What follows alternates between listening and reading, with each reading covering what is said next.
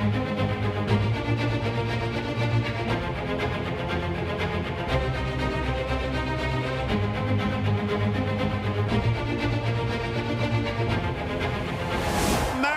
is back, bigger and better and stronger than ever before. The 21st century is going to be the American century.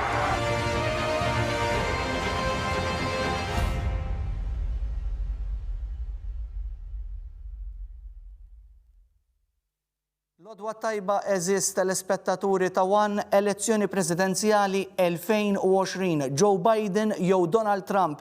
Is-sitwazzjoni preżenti Biden jinsab fil-vantaġġ iżda kollox jista' jinbidel hekk kif hemm numru ta' stati Amerikani f'din l-elezzjoni li jistgħu jiddeterminaw fejn se tmur din l-elezzjoni min se jkun qed jokkupa l-ogħla kariga fil-White House. Se jkollna programm mimli daqs bajda bl-aħħar żviluppi mill-istati u se nkunu qed ngħaddulkom anka il-riżultati li jkunu għaddejjin u jiżviluppaw minn ħin għal ieħor kif qed taraw hemmhekk ukoll mix-xandira diretta ta' CNN ukoll li qed jagħmlu wkoll ir-reġija qed ittina wkoll stampa ta' x'qed jiġri forsi anke ir-reġija tista' tgħaddilna wkoll kif inhi s-sitwazzjoni preżenti fejn qed imorru l-voti stat il-voti tal-elettori dak li aħna nafuh bħala l-Electoral College fil-fatt Biden fil-fatt qiegħed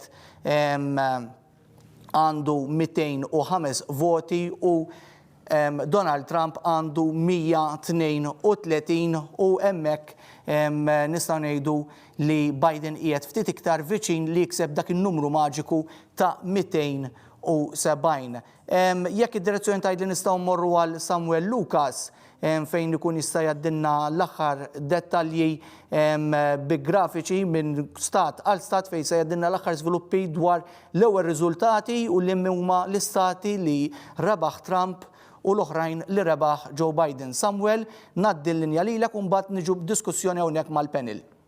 Grazzi Edward, bonġu lilkom li naqattu ma nerġajtu għal din it-tieni parti ta' dan il-programm u f'din ir-rokla fejn ħankunu tinsegu l-aħħar żviluppi, l-aħħar riżultati brabta mal-istati u l-fejn dawn qed iġaqilbu jekk hux lej Biden jew lej Trump. Hekk ir-reġija tibda turina ftit direzzjoni turina ftit għandna l-ewwel stat hawnhekk North Dakota fejn dan mara l-Trump. Hawnhekk nibdew naraw l-ewwel stati li marru għal Donald Trump minn wara li bdew jalqu il-postijiet tal-voti dan qed ngħidu mill-ħabta tas-sijasa tgħidha filgħodu lil hawnhekk. Dan huwa l-ewwel stat North Dakota, Trump rebaħ dan l-istat numru ta' 3 elettori b'63.9% kontra Biden ta' 32.9%.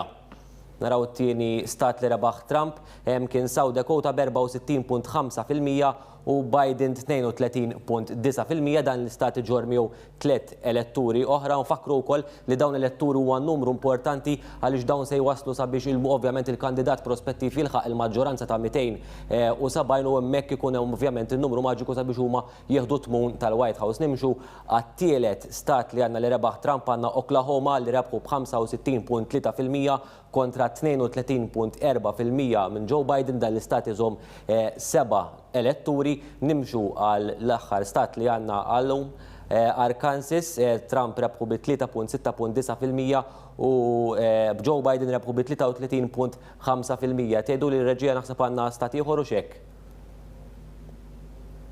Ekku għandna l-istat ta' South Carolina, Trump dan rebħu b'57.3% kontra 41.3% għal Joe Biden. Stat sinifikanti ġor numru kbir ta' elettori miegħu 9 elettori milli qed naraw s'issa wkoll tajjeb insegu li n-numru biex ngħidu hekk ta' elettori li kiseb Joe Biden s'issa huwa ta' 205 kontra 136 għal Trump. L-istati li se jkunu sinifikattivi ħafna huma Pennsylvania, Michigan, Wisconsin u Arizona. Ġifieri dawk s'issa l-unika indikazzjonijiet huma li dawk l-istati ser jaffettwaw bil-kbir din l-elezzjoni li qed tkun meqjusa bħala waħda close ħafna. Edward, ngħaddi nerġa' lura l-linja lilek.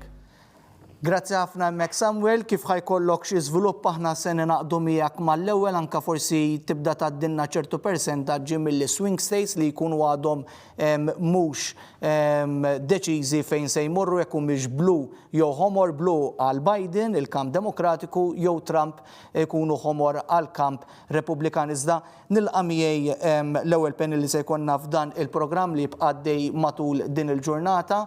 Elaine De Giorgio, Chairperson tal-Fondazzjoni Ideat, l-Odwa Tajba għajem li kon kollha kmieni, Mark Vella Bonnici, Segretarju Internazzjonali tal-Partit Laburista, u Kurt Sansone, editur ukoll tal-Moldu Day. Qed naraw dawn ir-riżultati ġejjin, ħanibda bik Kurt. Xi jfisser dan ġifieri kollox jista' jinbidel għaliex għalkemm qed naraw lil Biden kif qed naraw anke fid-direzzjoni li għandu issa kważi jinsab 70 vot elettur il-bot milli jikseb dak il-numru maġiku ta' 270 kollox hemm 538, kollox jista' jinbidel kif beda jsemmi Samuel li hemm ċertu stati ta' Pennsylvania, għandek Arizona, Florida jidher li Trump hemmhekk ħajżommu. Kif qed tara din l-elezzjoni hija iktar viċin ta' photo finish close minn ta' 4 snin ilu meta kien hemm Trump u Hillary Clinton?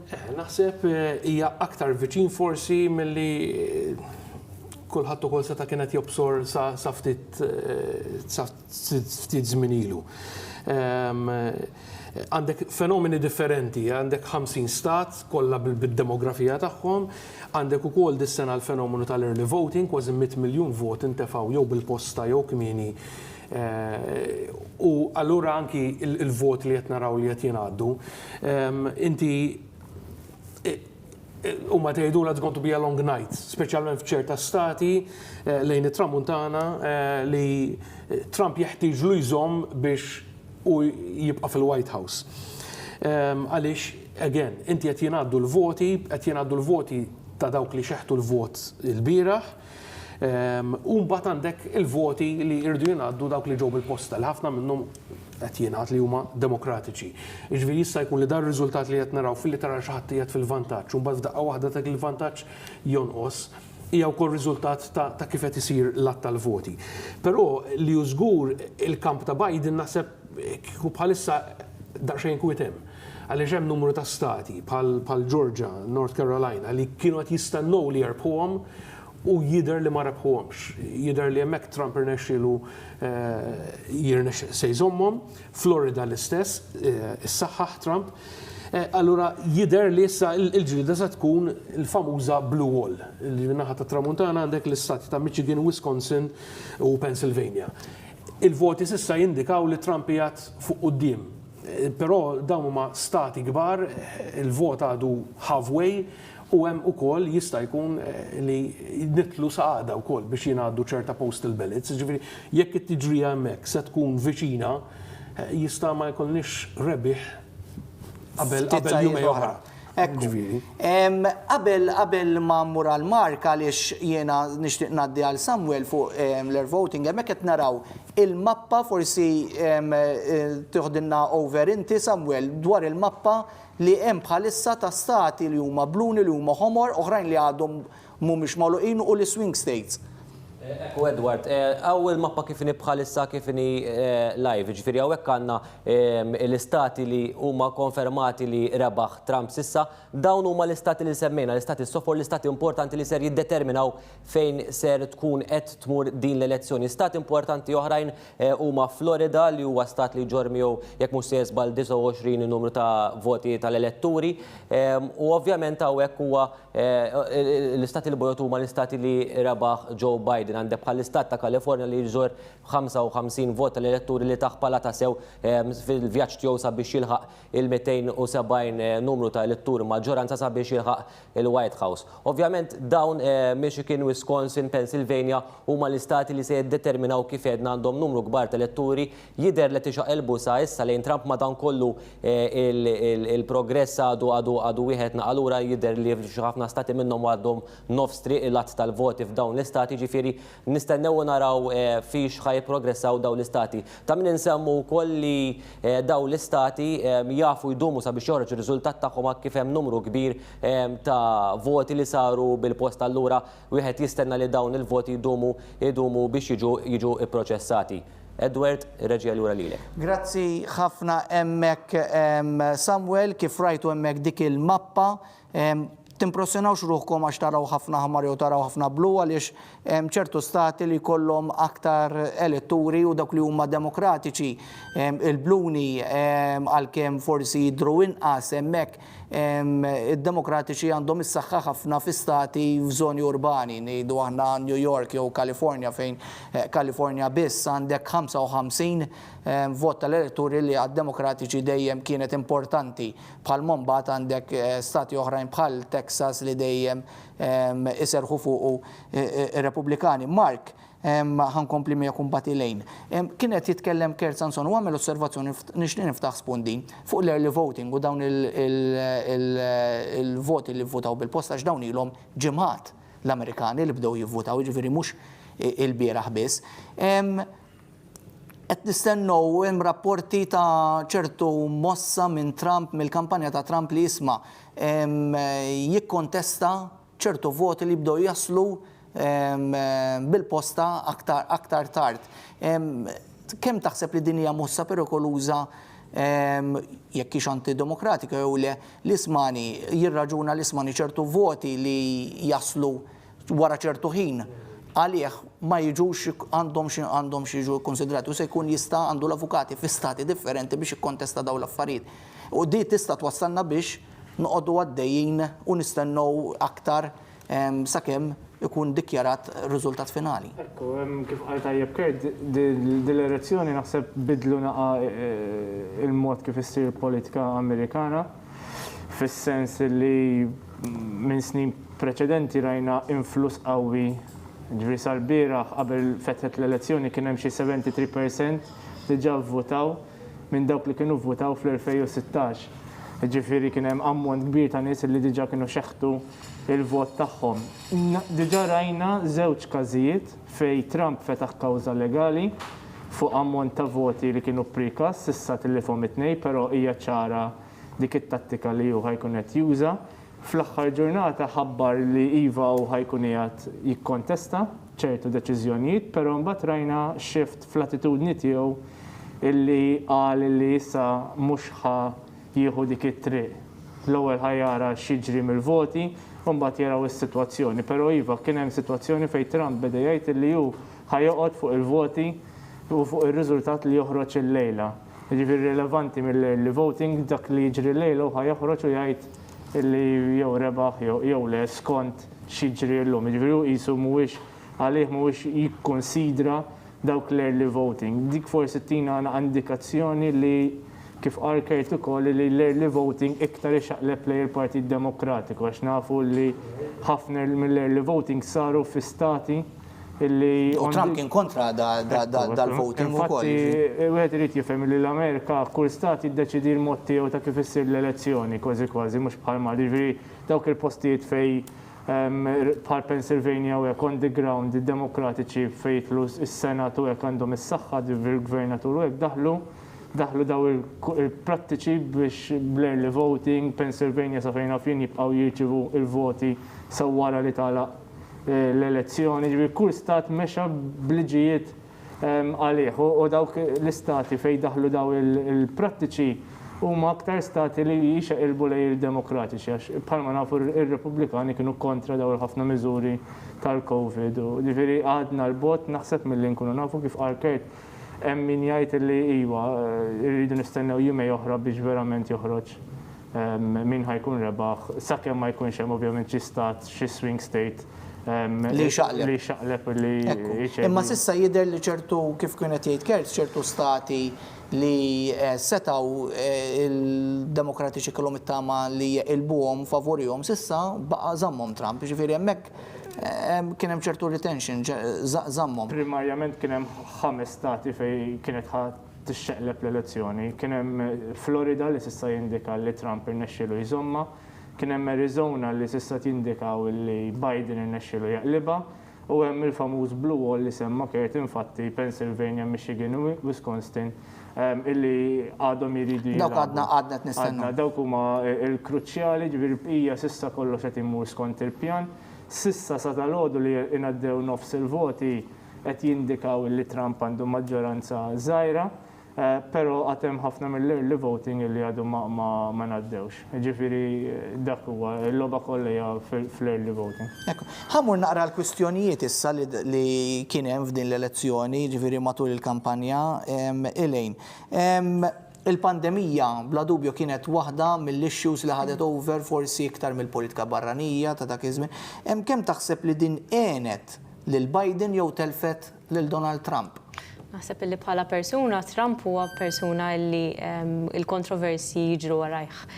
Fosthom hija il-kwistjoni tal-pandemija li anka il-fatt li rajna dawk il-rallies kollha u anka hu stess illi kien joħroġ barra fil-pubbliku mingħajr il-maskra pereżempju li hija sinifikat politiku wkoll minna nnifisha l-fatt li hu stess kienet joħroġ bla maskra, il-fatt li hu kellu wkoll il-COVID u xorta waħda ma żammx mal-regolamenti illi stretti illi ovvjament ġew preżentati anke sabiex tiġi imnaqsa il-pandemija. Jiena naħseb illi anke fl-opinjoni tiegħi il-pandemija lilu lil Trump naqsitlu ftit mill-kredibilità illi huwa kellu anke fuq aspett ta' ekonomija illi kienet ovvjament il-forte ta' Trump għaliex ovvjament l-ekonomija ġiet ukoll mittifsa minħabba il-pandemija innifisha u l-mod forsi kif iħendilja anke qabel ma bdejna id-diskussjoni kont qed nitkellem ukoll mal-kollegi tiegħi hawnhekk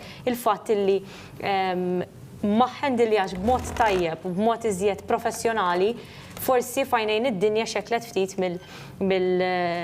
mis-serjetà ngħidu hekk illi għandu jkollu president finalment ta' wieħed mill-ikbar pajjiżi u l-iktar pajjiż b'saħħtu illi għandna fid-dinja. Però kemm taffettwa din l-Amerikani wieħed irid jares, għax ovvjament fil-pajjiżi l-oħrajn kulħadd jgħid dak illi jaħseb u l-opinjoni tiegħu, però finalment huma l-Amerikani li jvutaw. Ovvjament irridu naraw din kif ser tkun qed taffettwa lill-Amerikani illi milli qegħdin naraw mhux illi affettwat ħafna ħanejdu hekk, però wieħed irid jistenna u jara, però naħseb li iva dik affettwatu xi ftit u l-affarijiet forsi kienu jkunu ftit iktar differenti illi kieku ma kienx hemm din il-pandemija jew forsi ħa iktar b'attenzjoni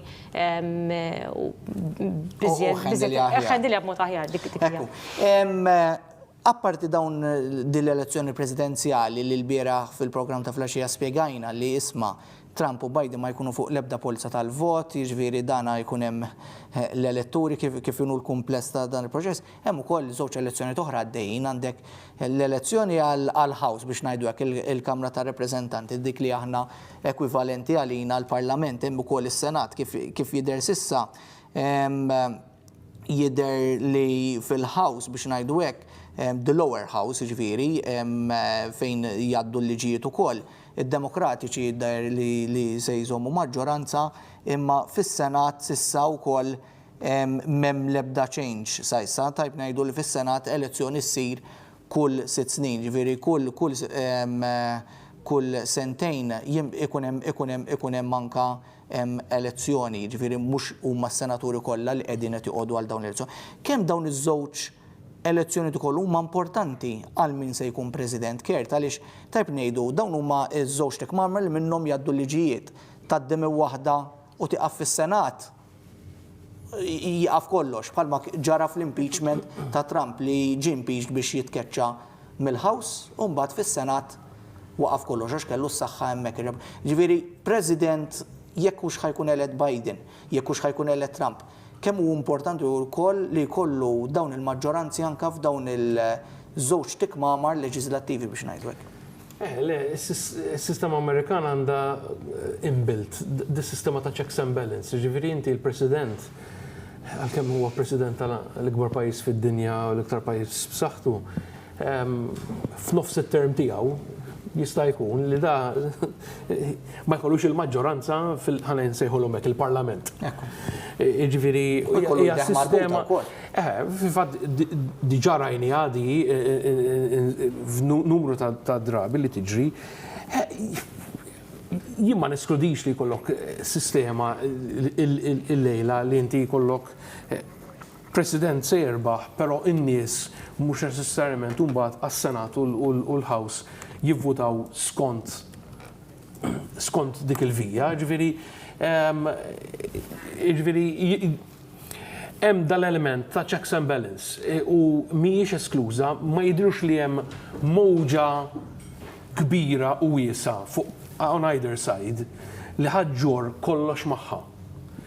Min se jirbaħ jista' jkun biżbrix u jista' jkun li l-bilanċ fis-Senat u l-House jinqeleb bil-kontra.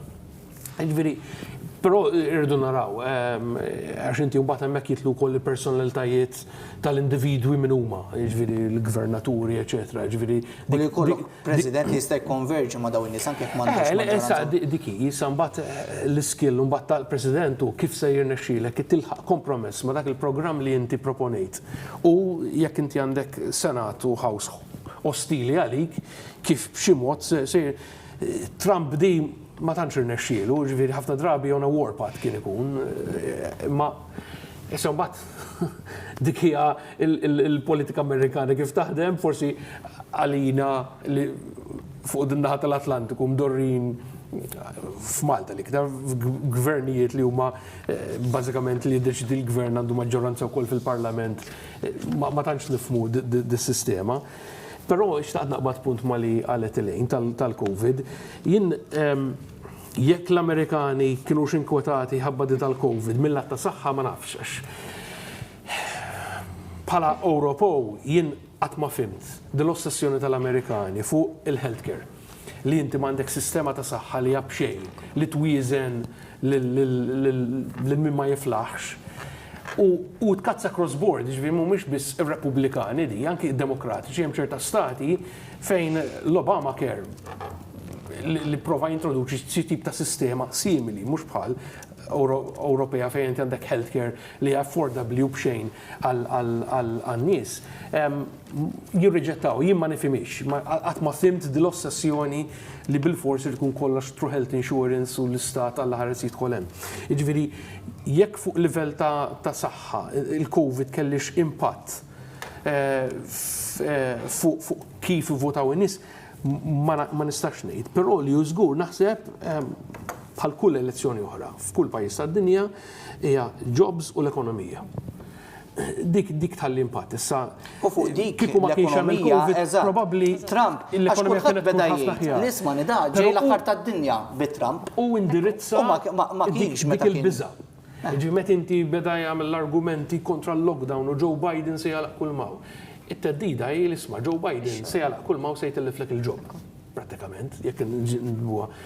U dik jista' jkun li labet dak li jkun jibża on the here and now. Isma' jien jekk se nitlef ix-xogħol u m'għandekx sistemi li jwiżnuk forsi kif iwiżnuna f'pajjiżna jew f'pajjiżi oħra Ewropej. In-nies jista' jkun li u forsi dik il-famuż blue wall nerġa' nsemmu, hemmhekk hija żona industrializzata ħafna. Jiġifieri l-industrija tal-karozzi hemmhekk hija b'saħħitha. Jiġifieri jista' jkun li dak l-aċċent ta' Trump forsi se jwasslu biex actually jaqbes il-finish line. Ħammorru għal naħa l-oħra tal-istudio fejn hemm fil-fatt Samuel Lucas se jgħaddilna aktar dettalji, se jgħidilna wkoll għax jidher li hemm xi żvilupp mhux biss fl-istati iżda li xi wieħed mill-kandidati jista' anke jindirizza lin-nazzjon. Samuel fidejk.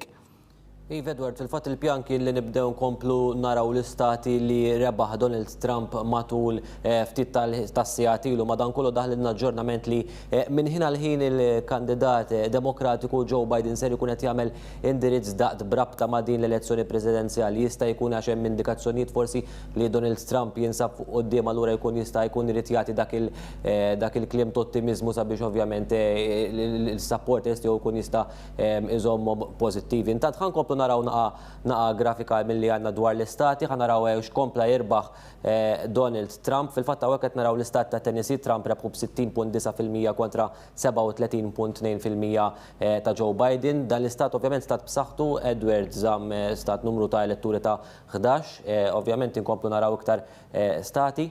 Għandna l-istat ta' Kentucky 62.5% kontra 35.8% għal Joe Biden, il-numru tal-elettori huwa 8. Għanna l-istat ta' Indiana u kol stat b'saħħtu jġor 111 il-elettur. Trump rebaħ dan l-istat b'60% kontra 37.8% għal Joe Biden. Għawek qed naraw West Virginia, Trump ukoll rebaħ dan l-istat b'mod konvinċenti 67.2% u 31.0% għal Joe Biden iżom 5 elettori. Ta' minnu nsemmu wkoll Edward għandi mappa hawnhekk qudiemi met naraw ukoll kif qed tiżvolġi l-mappa u l-voti kif qed jiżvolġu fl-Amerika. Għandna l-istat ta' Texas, stat kbir li jġor miegħu 38 vot elettorali. Dan wasal f'89% minnu tal-voti huma moddin, ġifieri Trump hawnhekk jinsab fil-vantaġġ u ta' 52.2%. Ukoll Florida 29 electoral vote ġor miegħu dan l-istat. Trump hawnhekk qiegħed fuq il-vantaġġ ukoll b'51.2% meta dan 96% tal-voti huma lesti. Ġifieri hawnhekk qed naraw ukoll andament fejn Trump jista' jkun qed ikollu vantaġġ u forsi minn ħin għal ħin Joe Biden se jkun qed jagħmel indirizz dwar dan. Grazzi ħafna lilek Samuel, aħna kif id-direzzjoni tgħidilna li se jkun qed jgħaddi l-messaġġ Joe Biden li naqdu ma' dik ix-xandira u insegwu id-diskors li se jkun qed jgħid Joe Biden. Sa issa nistgħu nispekulaw biss kif qed taraw anke fuq id-direzzjoni anke permezz tal-presentation officer tagħna. Hemm ukoll il-faxxa għaddej tan-numru ta' elettori li hemm bħalissa bejn Joe Biden u anke Donald Trump. Fil-fatt kif qed taraw hemm numru ta' stati li għalkemm kienu jidhru li huma swing states jidher li Trump żammhom. Hemmhekk rajna wkoll stati li huma tradizzjonalment ukoll Repubblikani bħal Indiana u dawk fil-fatt Trump naturalment żammhom. Ħankomplu bid-diskussjoni. Mark, forsi nistgħu nikkummentaw ftit fuq dan il-proċess elettorali tal-Amerika. X'huwa proċess biex ngħidu hekk kompless. The winner takes it all f'dawn l-istati kif qed naraw, ġifieri tirbaħ b'60%, tirbaħ b'52%, kif forsi ħajirbaħ ċertu stati bħal Florida jew hekk. Tieħu il-numru tal-elettori kollha għajr hemm żewġ stati li huma Nebraska fil-fatt li hemmhekk Trump rebħu imma minn 5 voti jieħu 3 u 2 ħadhom Biden x'huwa rappreżentattiv u hemm ieħor min mhux se jiżbal. Imma mbagħad minn l-oħra jgħidulek imbagħad fair mhux fair għax ikollok pereżempju jista' jkollok il-Biden li ħajrbaħ il-vot popolari imma ma jsirx President bħalma ġara 4 snin ilu, bħalma ġara wkoll fis-sena 2000 bejn George Bush u Al Gore. Imma mbagħad hemm l-argument li din hija sistema federali qed nitkellmu fuq l-Istati Uniti għandek 50 stat. X'tikkummentu fuq dan il-proċess? Jekk huwiex fair jew le, naħseb il-kelma fair hija kulħadd jifhimha b'mod li jaqbel lilu. Però iva, l-Amerika hija għandha sistema elettorali fej hija chess game iktar milli elezzjoni bin-numri. Kif qed inti fl-2016 Hillary Clinton ġabet kważi 4 miljun vot iktar minn Donald Trump, però di baqgħet b'xejn. Għax ovvjament wieħed biss jista' jirbaħ. Iva, l-istati hemm l-Electoral College, ġifieri inti bażikament in-nies kif qed inti tajjeb ma jkunux qed jivvotaw għall-individwu per se, però jkunu qed jivvotaw biex jeleġġu in-nies li jirrappreżentaw lilu fl-Electoral College. Ġifieri għandikun jkun sejħ il-barjat fl-istorja ta' Amerika kien hemm każ wieħed fejn membru kien tela fuq karta ta' individwu fl-Electoral College imbagħad ivvota għal partit li għax huma fil-verità f'Diċembru mbagħad l-Electoral College huma jeleġġu l-President f'Diċembru. Però tradizzjonalment dejjem imorru skont ovvjament it-ticket ta' min ikunu telaw fiha. Hija sistema li forsi ħafna nies ma jifhmux, però naħseb għalina li nħobbu nsegwu dawn l-affarijiet naħseb dik li tagħmilha wkoll naqa' interessanti din l-elezzjoni li hija din il-logħba li isma' jista' jitlef Trump jista' jitlef Arizona, ma jekk jiżid Pennsylvania x'11 siġġu, jiżid 20, jinqas 10 minn hawn. Jiġifieri it's all about the games. U daw is-siġġijiet ukoll jorbtu u tara l-importanza li huma jibdew jagħtu fil-kampanja tagħhom. Jiġifieri rajna fl-aħħar ġranet tal-kampanja, jiġifieri pressjoni kbira mill-kampanja ta' Trump, pereżempju fuq Pennsylvania. Attenda xi 3 attivitajiet fjumej hemmhekk, ġifieri bdew jagħtu ħafna importanza biex huma jżommu ċertu stati. Di ssir ovvjament minħabba din il-logħba bin-numri. U għalhekk kif semmejt inti wkoll jkun hemm naqax bej il-President u s-Senat u l-Kongress għax kollu ma bl-elezzjonijiet differenti tagħhom. Jiġifieri fejn jidħol il-Kongress u s-Senat it's first past the post min iġib l-iktar voti on the ground f'dak l-istat. Jiġifieri għalhekk ħafna postijiet bħal Pennsylvania naraw li hemm id-demokratiċi on the ground għandhom fil-Kungress u dan għandhom il-maġġoranza, però meta tiġi għall-Presidenza jivvotaw differenti. U apparti minn hekk iridu naraw illi xi ħaġa li semmew tajjeb il-kollegi tiegħi ma naħseb tajjeb li nsemmu wkoll. Il-ħafna drabi l-Amerikani apparti li jivvotaw il-partit jivvotaw għall-individwu.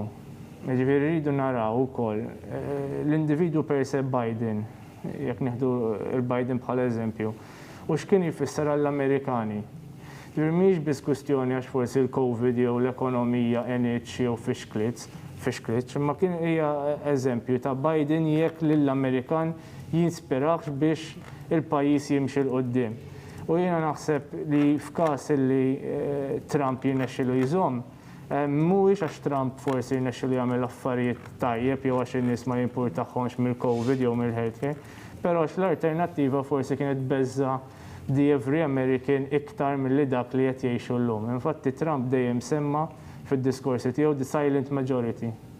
Aħna nafu li l-polls kollha wrew li da kellu 8% maġġoranza kważi kullimkien Biden, però n-numri llum mhumiex qed juru dawn l-affarijiet. Forsi hemmhekk Trump meta kien dejjem jitkellem dwar the silent majority li lilu ħajrebħuh.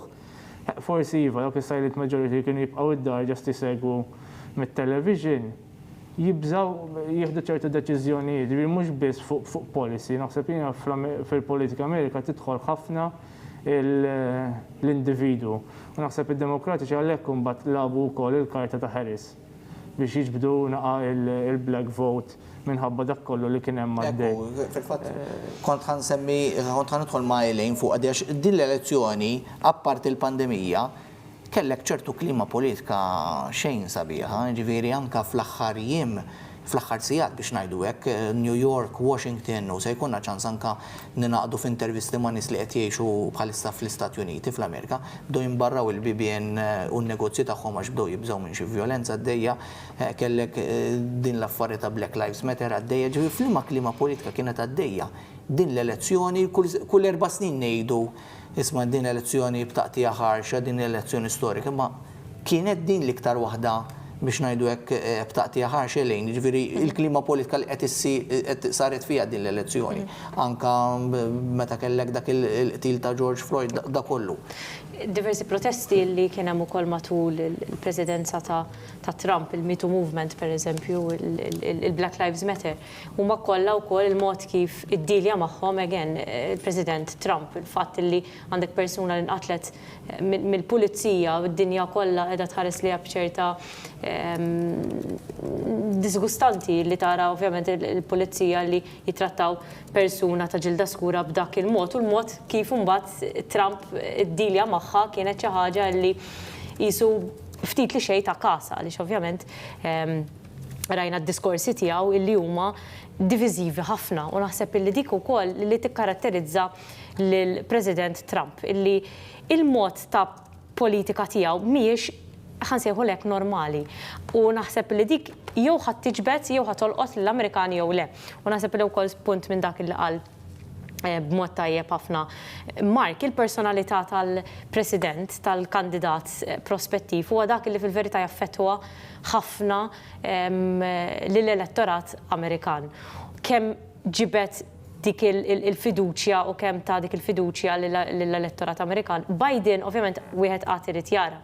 Imma hija xi ħaġa ċerta illi 4 snin ilu l-elettorat Amerikan kien imxebba mill-politika normali ħansejħula hekk, illi dik ir-retorika politika illi fajnihom fl-opinjoni tagħhom ma kienet qed twassal għal imkien u hemmhekk fejn ħa opportunità ra spunt.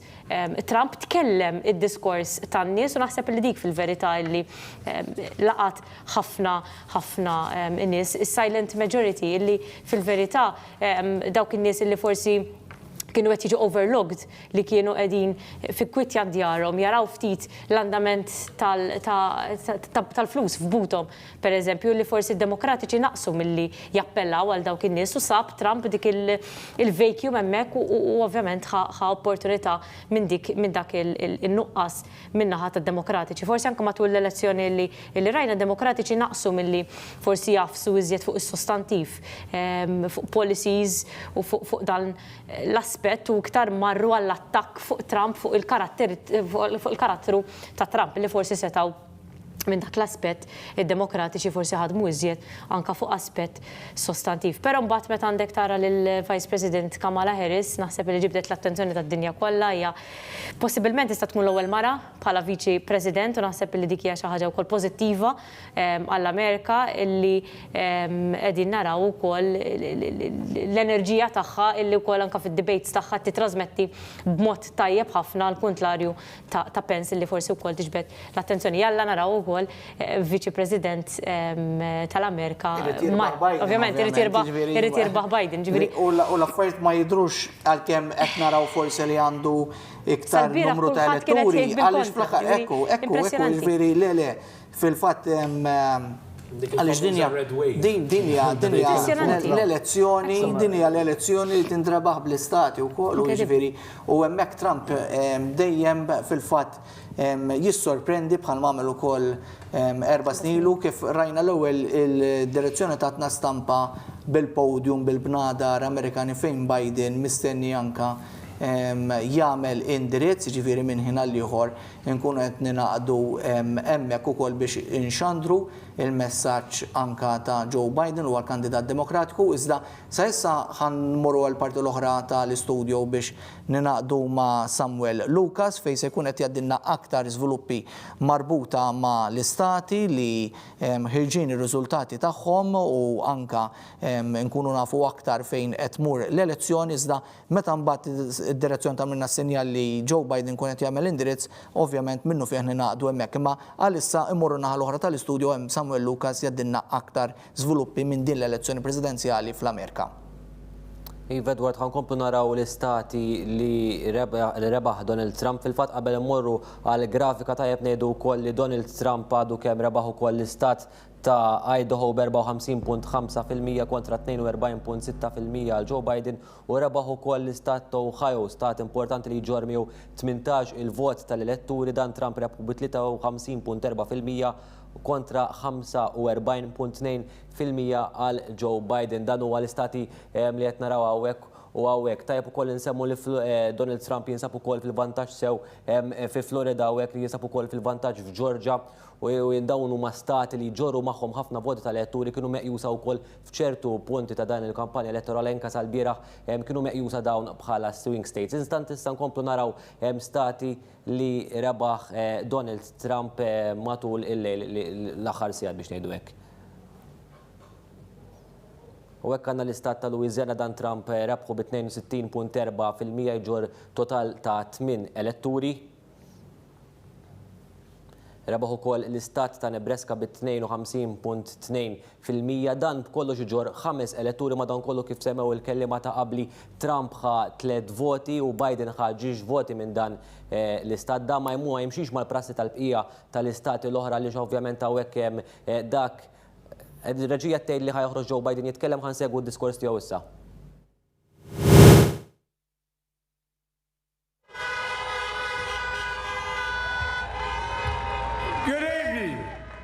Your patience is commendable. We knew this was going to go wrong, but who knew we're going to go into maybe tomorrow morning, maybe even longer.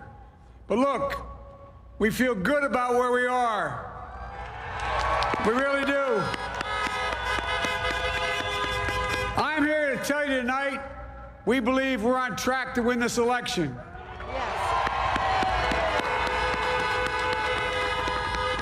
We knew because of the unprecedented early vote and the mail-in vote that it's going to take a while.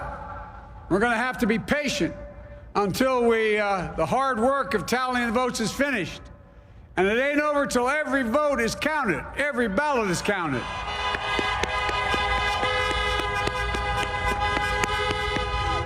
But we're feeling good. We're feeling good about where we are. We believe one of the nets has suggested we've already won Arizona, but we're confident about Arizona. That's a turnaround. We also just called it for Minnesota, and we're still in the game in Georgia, although that's not one we expected. And we're feeling real good about Wisconsin and Michigan.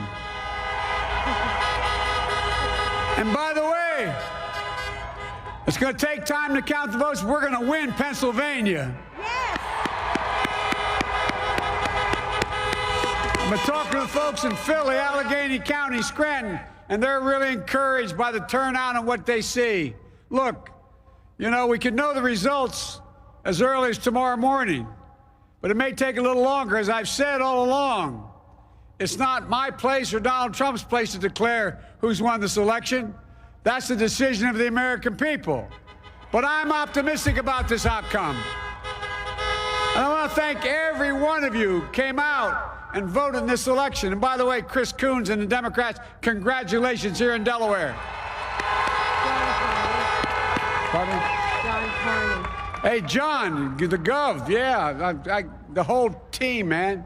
You've done a great job. I'm grateful to the poll workers, to our volunteers, our canvassers, everyone who participated in this democratic process. And I'm grateful to all my supporters here in Delaware and all across the nation. Thank you, thank you, thank you. And folks, you heard me say it before. Every time I'd walk out of my grandpa's house up in Scranton, he'd yell, "Joey, keep the faith." And my grandma, when she was alive, yelled, "No, Joey, spread it. Keep the faith, guys. We're going to win this." Thank you, thank you, thank you. Your patience is great. Let's walk over here.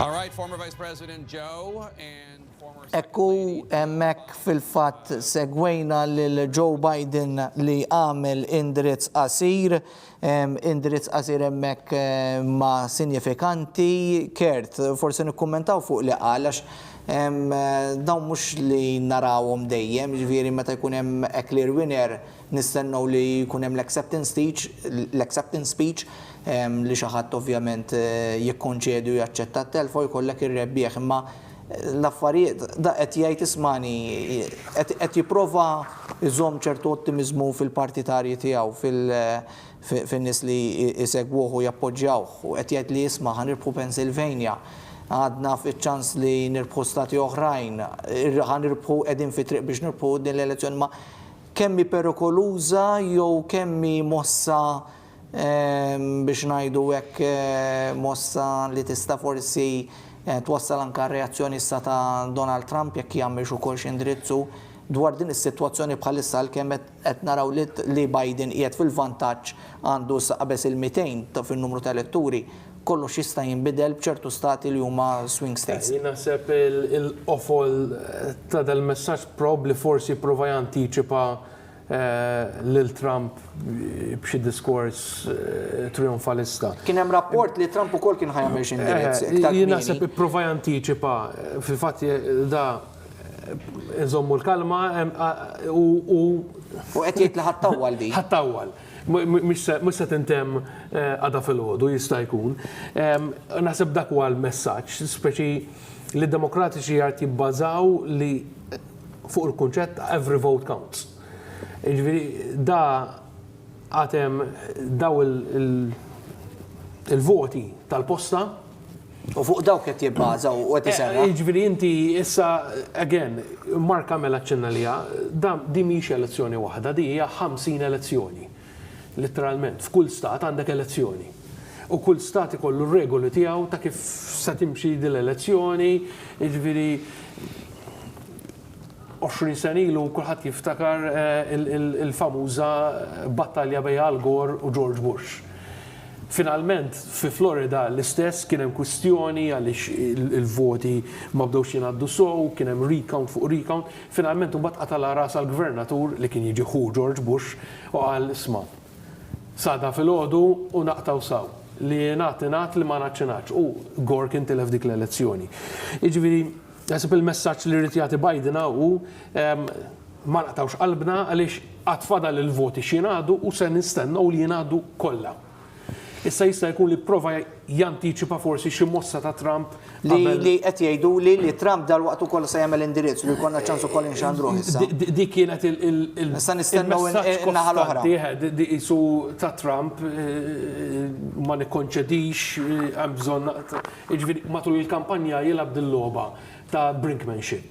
Mhux se nċedi, u mbagħad jien se nċedi, imma ma nistax u jilgħab lek din-logħba. Jista' jkun li Biden nipprova jantiċipa dak billi jgħid isma' aħna se nibqgħu ninsistu li kull vot jgħod u sal-aħħar.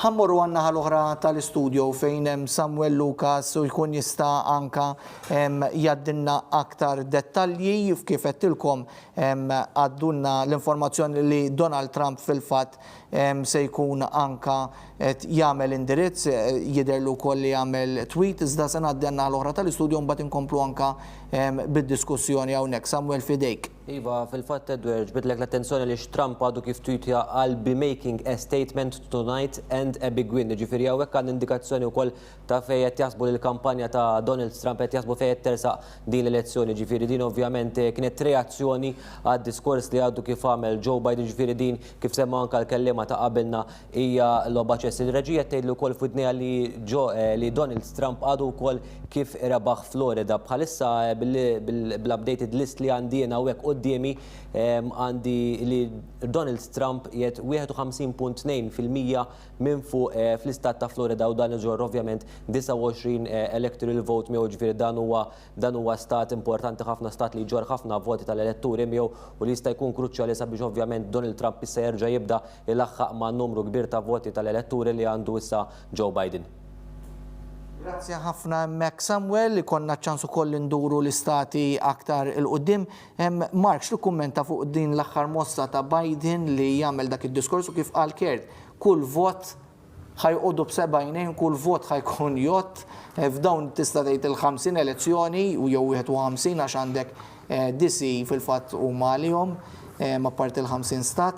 U Trump għamel dik it-tweet issa daqna mill-indirizz and the big win. Apparti tweet li għamel l-indirizz, xi ħaġa li semmejna fil-bidu tal-programm, tweet jew ukoll għallhom we are up big but they are trying to steal the election. We will never let them do it. Votes cannot be cast after the polls are closed. Dan għamilna ċena liħ fil-bidunet. L-istati bħal Pennsylvania jibqgħu jaċċettaw il-mail-in ballots wara li jgħalqu l-elezzjoni. Xi ħaġa li għal Trump hija inaċċettabbli, però l-istati hija xi ħaġa li tista' ssir. Apparti minn hekk, ifhem jiena fuq dawn l-early statements narhom naqa' perikolużi fl-opinjoni tiegħi. Kont se nsaqsikom ġifieri x'taħsbu fuqhom daw. Fis-sens fil-passat ma tantx kellna esperjenzi sbieħ meta jkun hemm xi politikanti li joħorġu. Jiena ma nafx kif nara, jekk hijiex mod kif dak li jkun tgħidlu isma' maħniex sejrin tajjeb daqskemm xtaqna imma taqtawx qalbkom għadnem. Jew però jista' jkun ukoll li fl-Amerika jekk verament inti tistudja d-demographics tal-post, pereżempju jekk tieħu Pennsylvania, l-istat ta' Pennsylvania jerġa' huwa maqsum f'distretti ħafna iżgħar. Ġifieri kull distrett ġo Pennsylvania wkoll għandu d-demographics tiegħu. U jista' jkun il-countings mbagħad. Eżatt, ġifieri jista' jkun ukoll li forsi demokratiċi xi ħaġa li mhux ħankunu nafu għamlu l-istudju illi jaraw daw il-voti li għandu Trump illum millim postijiet ġabhom ġo Pennsylvania u dawk il-lokalitajiet ġo Pennsylvania stess li għadhom jridu jingħaddew il-voti. U hemmhekk jekk tagħmel dal-eżerċizzju tista' tieħu indikazzjoni żgħira tal-voti li inti tkun ħaġġib, speċjalment jekk tqabbel il-voti ma' 2016. Xi ħaġa li ssir ħafna l-Amerika, ġifieri minn hemmhekk joħorġu l-predictions abbażi ta' xi jkun ġara fit-2016. Hemm stati ġo Pennsylvania stess li għadhom ma bdewx jivvotaw illi huma very Biden leaning, ġifieri forsi fej jgħixu ċertu minority groups ġol Amerika, ġifieri u d-demokratiċi jkunu qegħdin jibbażaw ħafna fuq dak il-vot. Issa dak il-vot fej ħajmur, ovvjament ma jafux, però ma jieħdu forsi for granted illi dak il-vot ħajmur għalihom u għalhekk joħroġ jagħmel dal-statements bħal daw. Però ovvjament wara statement li għamel illum illi daw ħajirbħu ċertu postijiet. Għalli Florida we are close u sekondi wara ħarġu jgħidu li ħadu Trump. Ġifieri witin da laħaq spiċċa jitkellem u qalu li Trump rebaħ Florida. Ġifieri tiġi tgħid li Biden wasal fl-lejl l-aħħar tal-politika tiegħu ma statements bħal daw dik come back to haunt you fil-verità li inti toħroġ da bażikament għadu kif qalu ħajbaħ l-elezzjoni jħabbar l-istati. Ġifieri għad-demokratiċi bħala partit tista' tkun mossa which backfires li daw jekk jitilfu daw l-istati xi ħaġa li hija possibilità, ovvjament ħajkunu għamlu xi ħaġa ħażina fil-kalkoli tagħhom. Jien ma naqbilx magħhom daw l-statements, ma naħsibx li Biden kellu għalfejn jagħmilha. Issa jekk ġast trid jindirizza lin-nies biex jgħidilhom speċi isma' we are keep going, we are strong. Għamel tajjeb imissa m'għandix dubju li Trump ħajoħroġ jagħmel l-istess. U naħseb li ħajkun iktar b'saħħtu. Temmen li da forsi kien għatta responsabilità li taqbad u toħroġ hekk meta l-affarijiet għandhom photo finish u too close to call. Meta tikkunsidra illi il-Pols kienu qed juru rebħa ċara għal Biden u issa l-affarijiet huma kemm xejn differenti minn dak proġettat, naħseb illi kummenti bħal dawn, nasa naqbel anka ma' Mark illi huma kemm xejn prematuri naħseb li f'dawn l-affarijiet huma kollox kull vot jott għaliex finalment u kollok proġettati kif ser ikun qegħdin imorru l-istati, kollok Pols kif ser ikunu qegħdin imorru l-affarijiet, però finalment huwa dak il-vot illi jintefa' fil-kaxxa ħanejdula hekk metaforikament illi jott u dak huwa biss il-vot finali, il-rebħa finali.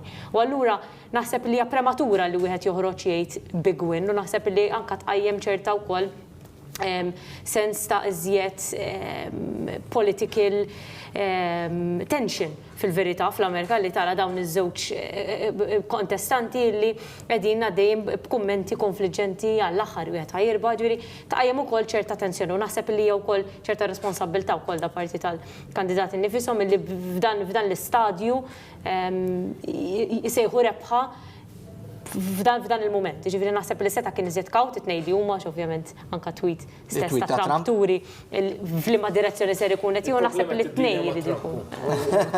Minn Trump hija mistennija naħseb fil-verità. Il-problema, ġifieri xi ħadd bħal Biden għandek problema ta' kif se tiddila ma' Trump. Huwa karattru totalment differenti, iktar kalm, iktar normali.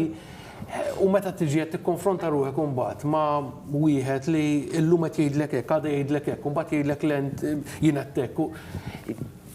It's not an easy game. Issa jista' jkun li kif qed qabel ipprova jantiċipa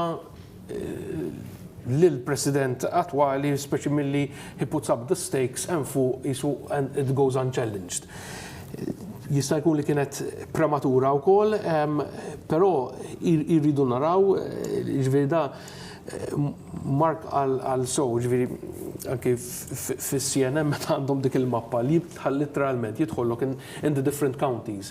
Ġifieri inti jkollok kull stat mbagħad maqsum. U jkollok ċerta areas li huma maġġoranza literalment għal Trump, però mbagħad tidħol iktar lej il-bliet pereżempju u jkunu hemmhekk il-voti xaqleb lej Biden u d-Demokratiċi. Jiġifieri daw il-demographics assuma ovvjament ikollhom l-informazzjoni on the ground. Jiġifieri dik it-tip ta' projection qed jagħmluha. Isma' għalhekk hawn forsi qiegħed fil-vantaġġ. Però mbagħad tuħu l-istampa kollha kemm hi, jekk inti għandek ċerta stati imxew tal-imod, jista' jkun li dik tkun indikazzjoni li stat li għandu demografija simili u kol se jimxi lejn dik id-direzzjoni. Li interessanti hija ta' Florida u Arizona. Hemmhekk għandek Latino populations kbar. Però turik ukoll li għax ħafna drabi nitkellmu Arizona Latino. mara l-Biden. biex ngħidu Ekku, hekk. le U Arizona Florida- mara Biden, u Eżatt. Florida mara Għal-Trump. Trump. Però l-argument huwa da li anke Wieħed 11 l-elettoru l 29. laqas huwa omogenju. Iġvi jekk inti qed tindirizza l-Latino vote, il-Latino vote fi Florida is-supporti għal Trump. Fil-waqt li f'Arizona hemmhekk kellek di shift u Biden irnexxielu jeqleb dak l-istat. Iġvi anke hemmhekk il-kumplessità ta' meta għandek elezzjoni f'pajjiż kbir bħal dak, demografija differenti minn stat għal ieħor fl-istess stat, hija kif twassal id-diskors u l-messaġġ politiku tiegħek irid ikun irfinut, targeted u tagħmel effett il-personalità tal-persuna wkoll. F'soċjetà diverġenti ħafna fl-Amerika. Ħammorru għal naħa l-oħra tal-istudju fejn hemm Samuel Lucas fejn se jkun jista' jgħaddilna aktar żviluppi marbuta ma' stati differenti li diġà għaddew numru sostanzjal tal-votu jkun hemm ċertezza fejn se jkun qed tmur l-elezzjoni f'dak l-istat partikolari kux għall-kamp Demokratiku jew għall-kamp Repubblikan. Fidejk Samuel. Ivo, Edward, ovvjament numri tal-voti tal-elettura ġiex kandidati tilajn dan ifisser ġifiri li ħafna stati issa ovvjament ġew konklużi l-att tal-voti jew kważi ġew konklużi l-att tal-voti u hemm maġġoranza ċara għalfejn sejjer l-eżitu tal-vot f'dawk l-istati, allura aħna issa naġġornawkom kontinwament b'daw l-istati li ħareġ l-eżitu tagħhom. Ir-reġija jekk joġoba turina l-istat li jmiss li mara l-Trump dan huwa Utah li rebħuha b'55.8% kontra 40% għal Joe Biden dan il-ġor 6 elettori. Għanna u koll l-istat ta' Missouri dan il-ġor Trump rebaħawek b'kważi 60% propju 59.9% kontra 38 għal Joe Biden. Għanna Wyoming li ġor 3 elettori Trump dan rebħu 71.9%. Għanna u koll l-istat ta' Kansas u Trump dan rebħu b'55.6% kontra 41.8% għal Joe Biden. Dan l-istat ġor 6 elettori. Tajab u koll nejdu Edward li għadu kif datilna ftit tal-ħinilu koll li Donald Trump rebaħu koll l-istat ta' Iowa b'52.4% kontra 45.7% għal Joe Biden. Dan l-istat koll ġor 6 voti elettorali. Edward, naddi reġija l rilek. Grazzi ħafna Mek Samuel, sammorru għal ftit reklami, narġaw niġu lura bid-diskussjoni u aktar żviluppi kif se jkun hemm anke Donald Trump li se jkun qed jagħmel indirizz aħna wkoll se nkunu qed inxandruh mal-ewwel. Ibqgħu magħna x'għandna ħafna aktar żviluppi, aktar diskussjoni brabta mal-elezzjoni presidenzjali Amerikana 2020.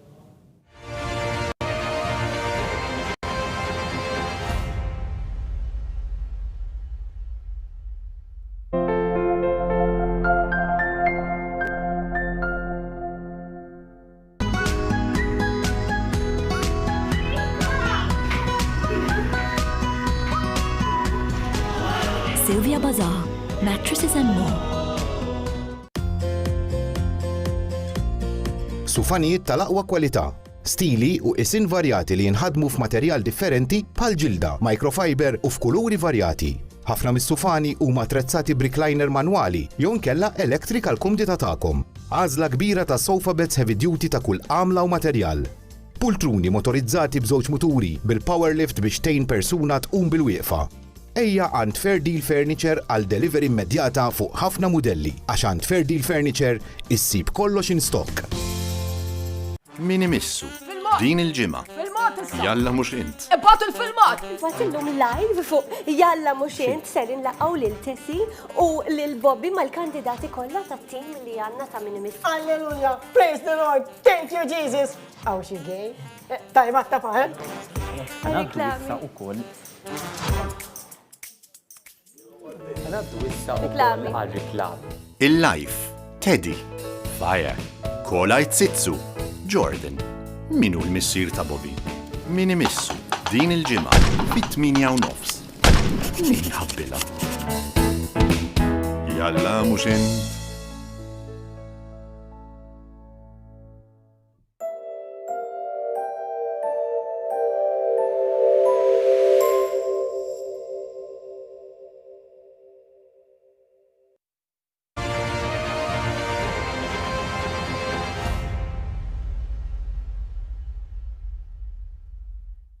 Lura mana eżis telespettaturi, jiena Edward Montebello funna l-ora tal-istudio Samuel Lucas fejn qed ngħaddulkom l-aħħar żviluppi l-aħħar dettalji marbuta mal-elezzjoni presidenzjali Amerikana fejn fil-fatt it-taqtija tinsab ħarxa bejn Donald Trump u Joe Biden. Sa issa tkellem Joe Biden, qed nistennew li jitkellem ukoll Donald Trump. Sa issa l-affarijiet għadhom biex ngħidu hekk too close to call, kif anka biex nuża t-terminoloġija li jużaw ħafna l-Amerikani.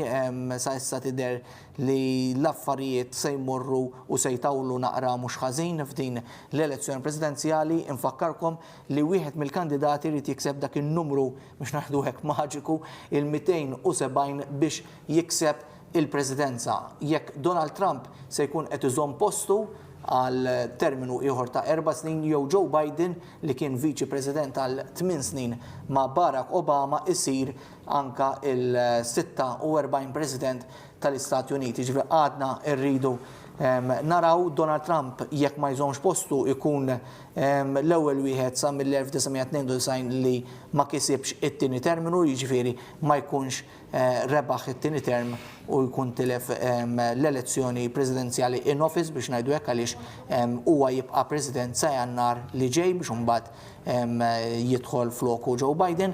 F'dal każ jekk Donald Trump iżomm postu allura ikompli fuq it-tradizzjoni li jkunu għamlu anka il-presidenti ta' qablu li jkunu rebħu anka it-tieni terminu tagħhom f'din l-elezzjoni presidenzjali. Mark, konnet nitkellmu l-ewwel anka u semmejna s-soċjetà Amerikana, semmejna l-vot Latin, hemm ħafna diverġenza fis-soċjetà Amerikana u forsi anka il-mibeda razzjali kienet punt l-ewwel bdejna nsemmuh ma' Elaine u Black Lives Matter u da kollu li kien ħottixxu anka f'din l-elezzjoni. Kif din id-diverġenza kollha fil-soċjetà Amerikana taffettwa anka id-demografija politika kif qed naraw dik il-famuża mappa Homor Blue imma mbagħad iktar ma tidħol fil-fond tara anka diverġenzi differenti tan-nies u l-voting trends tagħhom. Iva, naħseb xaġa li semmejna fil-bidu kienet il-mossa tad-demokratiċi meta labu l-karta ta' Harris biex jippruvaw jolqtu parti tas-soċjetà illi setat ixxeqleb u naħseb emnu li kienet setat ixxeqleb għax nieħdu l-każ ta' Obama.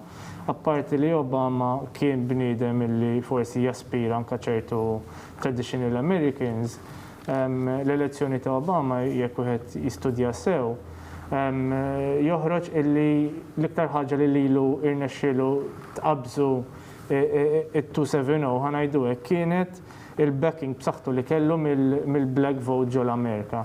Ġifieri f'dik l-elezzjoni il-black vote lab karta importanti fl-elezzjoni u naħseb dak jista' jkun forsi wieħed jista' jgħid illi il-black vote tista' xeqleb l-elezzjoni l-Amerika lejn naħa oħra u naħseb forsi kienet xi ħaġa li ppruvaw jagħmlu id-demokratiċi bil-karta ta' Harris. Kemm Biden ċertu issues li kienu jitqajmu waqt il-protesti ta' Black Lives Matter dawk in-nies verament jemmnu li ħadd inbidel ħajjithom Biden President hemmhekk wieħed irid jara. Ġifieri jiena nemmen illi di kienet personalment nemmen li bħala kandidati di kienet waħda mill-iktar elezzjonijiet weak bħala kontenut miż-żewġ kandidati li kien hemm. Mid-debates tagħhom ħlief imbarazz ma ħareġ, ġifieri daw fl-ebda debate li kellhom ma ħareġ. Fl-ebda wieħed ma ħareġ l-ebda tip ta' sustanza biex wieħed jaspirah, ġifieri trid tara kemm tru daw l-instances li Biden kellu biex juri li huwa differenti minn Trump, kemm verament irnexxielu jikkonvinċi għax dan mhux kemm tajt inti għax ħriġt il-Harris bħala viċi president, ġifieri il-black vote ħajoħroġ biħġaru biex jivvota. Il-messaġġ ta' Biden kemm verament kien qed jaspira li ħajkun hemm xi differenza fil-ħajja ta' dan nies. Jien personalment ma nemminx li irnexxielu jagħmel dak il-għan u naħseb jiena li ħafna mill-Amerikani li kienu mdejqin bis-sistema politika taħt Trump ma kienux qed jemnu li ħajkun hemm xi tibdil drastiku taħt Biden. U naħseb dik ħatturina forsi għalhekk id-Democrats pretendew li ħajmor ħafna aħjar mill-numru qegħdin juru. Elaine, biex inkompli nallaċċja ma l-argumenti li kienet jagħmel anka Mark, forsi Joe Biden ma kienx biżżejjed konvinċenti biex jaralata ma dawn in-nies li isma' għalkemm Trump kellu jieħu uħa azzjonijiet ċertu azzjonijiet radikali u stretti u speċi ta' bil-karattru tiegħu eċentriku tkun ta' fejqiet miegħu. Biden forsi kien hemm ċertu dan it-tip ta' vot il-black vote jew voti ieħor ta' ċertu minoranzi li jħoss li Biden forsi ħajprova jirkef fuq imma mbagħad ma jnexxilux jagħmel dik illi forward u jiksibhom leħ. Jekk wieħed ħares ukoll lejn is-support li rċivew iż-żewġ kandidati, kellek il-Biden illi kienet jissapportjah il-President ta' qabel Obama, illi ovvjament kien jattira għal ċerta sezzjoni ta' Amerikani. Mbagħad għandek lil Trump illi kien ukoll qed itih is-support tiegħu Nigel Farage, illi ovvjament kulħadd jaf minnu Nigel Farage illi bniedem illi huwa kampanja sabiex l-Ingilterra titlaq mill-Unjoni Ewropea anke abbażi ta' kwistjonijiet ta' immigrazzjoni u allura hemmhekk tara s-sens ta' hija xi ħaġa kontradittorja ħafna meta tara dawn in-nies li qegħdin jissapportjaw il-dawn iż-żewġ kandidati illi tieħu il-vot tal-sezzjoni ngħidu hekk il-black voters naħseb illi hija xi ħaġa li ma tistax takkwista sempliċement għaliex inti għandek viċi presidenti li hija ta' ġilda skura. Naħseb li hemm ħafna iżjed policies illi hemm bżonn li jittieħdu b'mod iktar b'serjetà, b'mod partikolari ġewwa l-Amerika illi sfortunatament rajna ħafna il-qawmin ta' razziżmu ġewwa l-Amerika sfortunatament, però jista' jkun ukoll effetti ta' nazzjonaliżmu illi qajjem Trump stess ġewwa l-Amerika illi wkoll qegħdin naraw żewġ affarijiet illi fil-verità mhux l-Amerika biss qegħdin naraw imma wkoll qed tinxteret ukoll anke fl-Ewropa l-fatt li qegħdin naraw il-lemin estrem li qed jirkeb fuq dan il-punt illi qed jaffettwa ħafna u ħafna pajjiżi jekk rajna ġew Franza pereżempju, l-Ingilterra stess. Diversi pajjiżi illi qegħdin imorru għal dan il-lemin estrem bħala l-politika illi l-iktar qed tattirhom. U l-Amerika 4 snin ilu rajna din it-tip ta' politika anke ċerta policies estremi, il-ħajt li kellu jagħmel fil-Messiku ma nafx sar minnu onestament dan il-ħajt, imma tara wkoll dik ċerta estremitajiet fil-policies tiegħu illi forsi għal xi wħud kienu attirawhom għaliex ta' fejqiet ma' Trump. Dik hija il-verità, issa forsi hija verità li hija diffiċli wkoll li wieħed iniżżel, però in-nies ħassewhom illi kienu jafu fejn qegħdin fil-politika ta' Trump. Jekk irnexxilux Biden iwassal dan il-messaġġ, jikkomunika dan il-messaġġ man-nies, wieħed ovvjament irid jara, però anke kif qal Mark anke fid-dibattit innifisom iktar tajjir fuq xulxin u kien hemm anke il-mics li bdew jintfowlhom naħseb illi seta' kien hemm iżjed sostantiv f'dak li huma diskors bejn iż-żewġ kandidati għaliex finalment l-Amerika ma timxix biss fuq il-karattru ta' dak li jkun, iżda fuq il-policies li wieħed qiegħed jipproġettaw. Allura kien importanti li ovvjament dawn iħorġu iktar fid-der. Però issa għandna l-għażla illi qiegħed fil-proċess bejn Trump u Biden irridu naraw wieħed fuq liema bażi u fuq liema direzzjoni l-poplu Amerikan ħa il-deċiżjoni tiegħu. Waħda l-iktar ħaġa naħseb impressjonanti hija wkoll il-fatt li Trump kien fil-ġirja u għadu fil-ġirja sal-lum il-ġurnata. Hija xi ħaġa illi wieħed irid jitgħallem minnha u naħseb illi ma neħdux for granted laqas għaliex kulħadd jgħid kemm huwa unpredictable, kulħadd jgħid kemm Trump huwa bniedem illi anka l-kummenti tiegħu id-dinja isa tistaġeb ċerta kummenti illi tara anke ġieli kont ġieli tilgħu li anke fuq mezzi soċjali tibda tgħid imma da possibbli il-President tal-Amerika kiteb daw il-kummenti, però ma naħsibx li rridu noħduhom for granted għaliex il-poplu huwa jidher li huwa kważi imxebba minn politika normali u allura wieħed irid jieħu ħsieb illi din il-sens ta' mistrust fil-politika normali, wieħed irid jerġa' jikseb dik il-fiduċja lura anka kemm fl-Amerika u naħseb li wkoll qed tinxteret fid-dinja kollha, inkluż anka fl-Ewropa. Mela, ħammorru għanna l-oħra ta' l-istudio forsi għaddinna aktar grafiki li għandu fideħ Samuel Lucas baktar żviluppi marbuta ma l-elezzjoni presidenzjali Amerikana minn ħina li uħor infakkarkom li ikun mistenni qed jagħmel indirizz anka Donald Trump u allura aħna dak imbagħad inwaqfu u ninaqdu mal-ewwel u nxandru dak id-diskors l-indirizz qasir kif għamel ukoll Joe Biden ftit tal-ħin ilu. Iżda ħanaddu għan-naħa l-oħra tal-istudju Samuel fidejk. Edward, forse qabel ngħaddu għal grafika punt żgħir smajna diskors ta' Joe Biden u semma l-istat ta' Pennsylvania u assigura li dan ser ikun probabbli qed intrebaħ mid-demokratiċi biex ngħidu hekk. Dan l-istat bħalissa jinsab 56.6% favur Donald Trump u Joe Biden jinsab b'42.1% fil-fatt. Meta biss ngħaddu biss 54% tal-voti, ġifieri jista' jkun aktar ma jgħaddi l-ħin aktar ma jgħaddu s-sijad dan huwa wieħed mill-istati li jafitul biex joħorġu l-voti, jista' jkun ġifieri naraw dan l-istat forsi jinqaleb il-maġġoranza minn Donald Trump għal Joe Biden. Nistennew u naraw ovvjament mhux dan l-istat biss hemm l-istat ukoll ta' Michigan, Wisconsin, dawn huma stati li kollha jafitulu fil-ħin minħabba li ħafna mill-voti kienu wkoll ġejjin bil-posta, allura nistennew naraw l-eżitu ta' dawk l-istati. Nitlob ir-reġija nkomplu naraw aktar stati li ovvjament nafu bihom u ntrebħu. Hawnhekk għandna l-istat ta' Mississippi, Trump rebaħ dan l-istat bi kważi 60%, jiġu 6 elettori.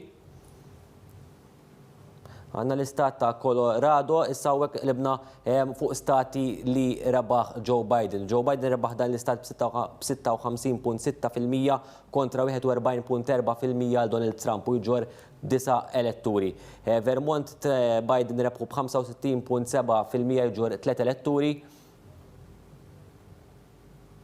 U Massachusetts Biden rebħu b'66.1% kontra 31.6%. Naraw ukoll issa mappa kif qed tiżvolġi iktar ma jgħaddi l-ħin. Hawnhekk qed naraw ovvjament mappa li jiddomina l-aħmar ma dan kollu ma jfissirx li hemm maġġoranza kbira ta' nies li vvotaw biex ngħidu hekk lil Donald Trump għaliex kull stat ma jfissirx li ġor l-istess numru ta' voti tal-elettori. Meta eżempju nħarsu hawnhekk lejn California, għalkemm forsi jidher mhux stat mhux kbir dak iġor 55 vot tal-elettori. U mbagħad hawnhekk Trump rebaħ Florida fil-fatt hawnhekk għandek stat li kien meqjus bħala swing state iġor 29 vot tal-elettori. Dan huwa l-unika stati li s'issa għadna ma nafux il-fejn se jirqirbu. Dan għandna Arizona hawnhekk li probabbilment se jixaqleb lejn Joe Biden u ovvjament għadu xejn mhu konkluż. Għandna wkoll l-istati ta' Wisconsin u Michigan u Pennsylvania li għadna kif semmejna ftit tal-ħin ilu, ġifieri dawn aktar ma jgħaddi aktar ma jgħaddi l-ħin aktar inkunu nafu kif ħajjiżvolġi il-vot f'dawn l-istati. Edward. Grazie ħafna. Samuel, interessanti ħafna da li qed naraw hawnhekk li swing states dawk li qed taraw bl-isfar kienu l-istati li sissa għadna ma nafux b'ċertezza fejn se jmorru, ma nistgħu ngħidu hekk li Arizona tista' tgħid li ħajxaqleb lejn il-kamp demokratiku Joe Biden u Florida issa kibret iktar iċ-ċertezza li dak huwa aħmar, jiġifieri huwa għal-Repubblikani, għal Donald Trump. Bħala chairperson tal-Fondazzjoni Dejat il-lejn ukoll il-bieraħ fil-għaxija intom kontu qed tagħmlu l-informattiva għax din l-elezzjoni presidenzjali tajb ukoll li konna ċertu edukazzjoni politika anka fis-soċjetà tagħna. Din hija elezzjoni li rridu ma rridux anka jekk forsi naraw għal-bot l-Istati Uniti, l-Amerika, imma tolqotna wkoll għaliex qed insemmu elezzjoni ta' President ta' pajjiż ta' potenza qawwija. Forsi tgħidilna anke x'ħareġ minn dik il-laqgħa u x'kien hemm għaddej u għandna filmat għaddej id-direzzjoni forsi tkun tista' turjulna wkoll waqt li tkun qed titkellem inti. Il-Fondazzjoni Dejat mhux l-ewwel darba li għamlet ukoll attivitajiet relatati mal-elezzjonijiet Amerikana li anke nemmnu anke bħala fondazzjoni illi huwa importanti ferm illi id-diskussjoni u anke bħala pajjiż għandna wkoll insegwu iktar mill-qrib nsegwu iktar mill-qrib ukoll dak li jkun qed jiġri fl-Amerika lix finalment dak li jiġri fl-Amerika rajnija wkoll fil-passat anka meta li kien hawn l-ekonomija li kienet sejra b'mod ħażin l-Amerika kienet parti wkoll minn dik ħanejdu hekk dak il-konsegwenzi li d-dinja kienet għaddejja minnhom. Ovvjament attivitajiet bħal dawn allura jiġbidu ċerta interess anke mal-mnaħa tal-membri stess tal-Fondazzjoni Ideat illi l-interess huwa wieħed kbir fl-elezzjonijiet Amerikana fih dan il-fondazzjoni anke hemm diversi nies li huma wkoll gradwati fejn jidħol International Relations fuq ir-relazzjonijiet internazzjonali u l-istess kellna diskussjoni matura ferm, ovvjament bidejat kemm jista' jkun varji u mhux b'nies u bidejat kontra Trump, anzi kien hemm ukoll min kien favur Trump biex ovvjament kemm jista' jkun nżommu diskussjoni neutrali u bilanċjata kemm jista' jkun. Ovvjament kif kienu il-proġetti jagħti il-biera huma ftit differenti minn dak li huwa mistenni llum, però dawn huma attivitajiet li tajjeb illi inkomplu għadin bihom anke f'elezzjonijiet tal-Gran Brittanja, pereżempju Ingliżi, illi jaffettwaw ħafna dak li jiġri f'pajjiżna anke l-mod ta' kif issir il-politika ġewwa pajjiżna, nsegwu ħafna dak li jsir fl-Amerika u nittama u nħares il-qudiem illi jkollna ħafna aktar attivitajiet illi jolqtu fuq aspett internazzjonali għaliex irridu niftakru li pajjiżna mhuwiex iżola waħda f'dinja, iżda hemm pajjiżi oħrajn li jaffettwaw dak li jiġri f'pajjiżna u tajjeb illi nkomplu nkabru wkoll l-arfien internazzjonali anka ġewwa pajjiżna. San, Kert, ħandur fuqek issa fuq dawn riżultati li qed naraw. Konna qed nistennew dawn it-tip ta' riżultati biex ngħidu hekk li daħlu sa issa ma kienx hemm sorpriżi ta' ċertu stati. Forsi kien hemm stat wieħed Arizona li dar għannaħa demokratika mhux biżżejjed għax mhux xi stat li hemm numru kbir ta' elettori hemm 11. Okay, imma jiġifieri u nafu wkoll hemm ċertu stati rurali biex ngħidu hekk fejn hemm ħafna art rurali li jġorru 3 voti, 5 voti li dejjem kienu tradizzjonalment tar-Repubblikanu dawk dejjem żammawhom. Jien naħseb kieku kellna jgħidulhom bħala sorpriżi forsi huma it-tlieta li nfukaw fuqhom issa donnu kollox hemm. Qed jgħidu li issa Trump rebaħ Texas. Ġifier Texas rebħu u jidher ukoll li anka rebaħ Florida diġà semmejnieh diġà. Florida jidher li żammu Trump u żammu jiġifieri żied Texas rebħu 52.3%. Jiġifieri hemm qegħdin. Però naħseb is-sorpriża jekk nistgħu nsejħulu hekk hija l-Pennsylvania, Wisconsin u Michigan. Sissa sa kemm ingħaddu l-voti sissa Trump jidher li għandu vantaġġ u Pennsylvania jidher li l-vantaġġ huwa pjuttost komdu. U hemmhekk hemm numru ta' voti ta' elettori. Issa dawn huma 3 stati li id-demokratiċi rridu jippruvaw jerbħuhom lura. It-toro li kellu dan min jipproġetta toroq differenti għal dak il-maġiku 270.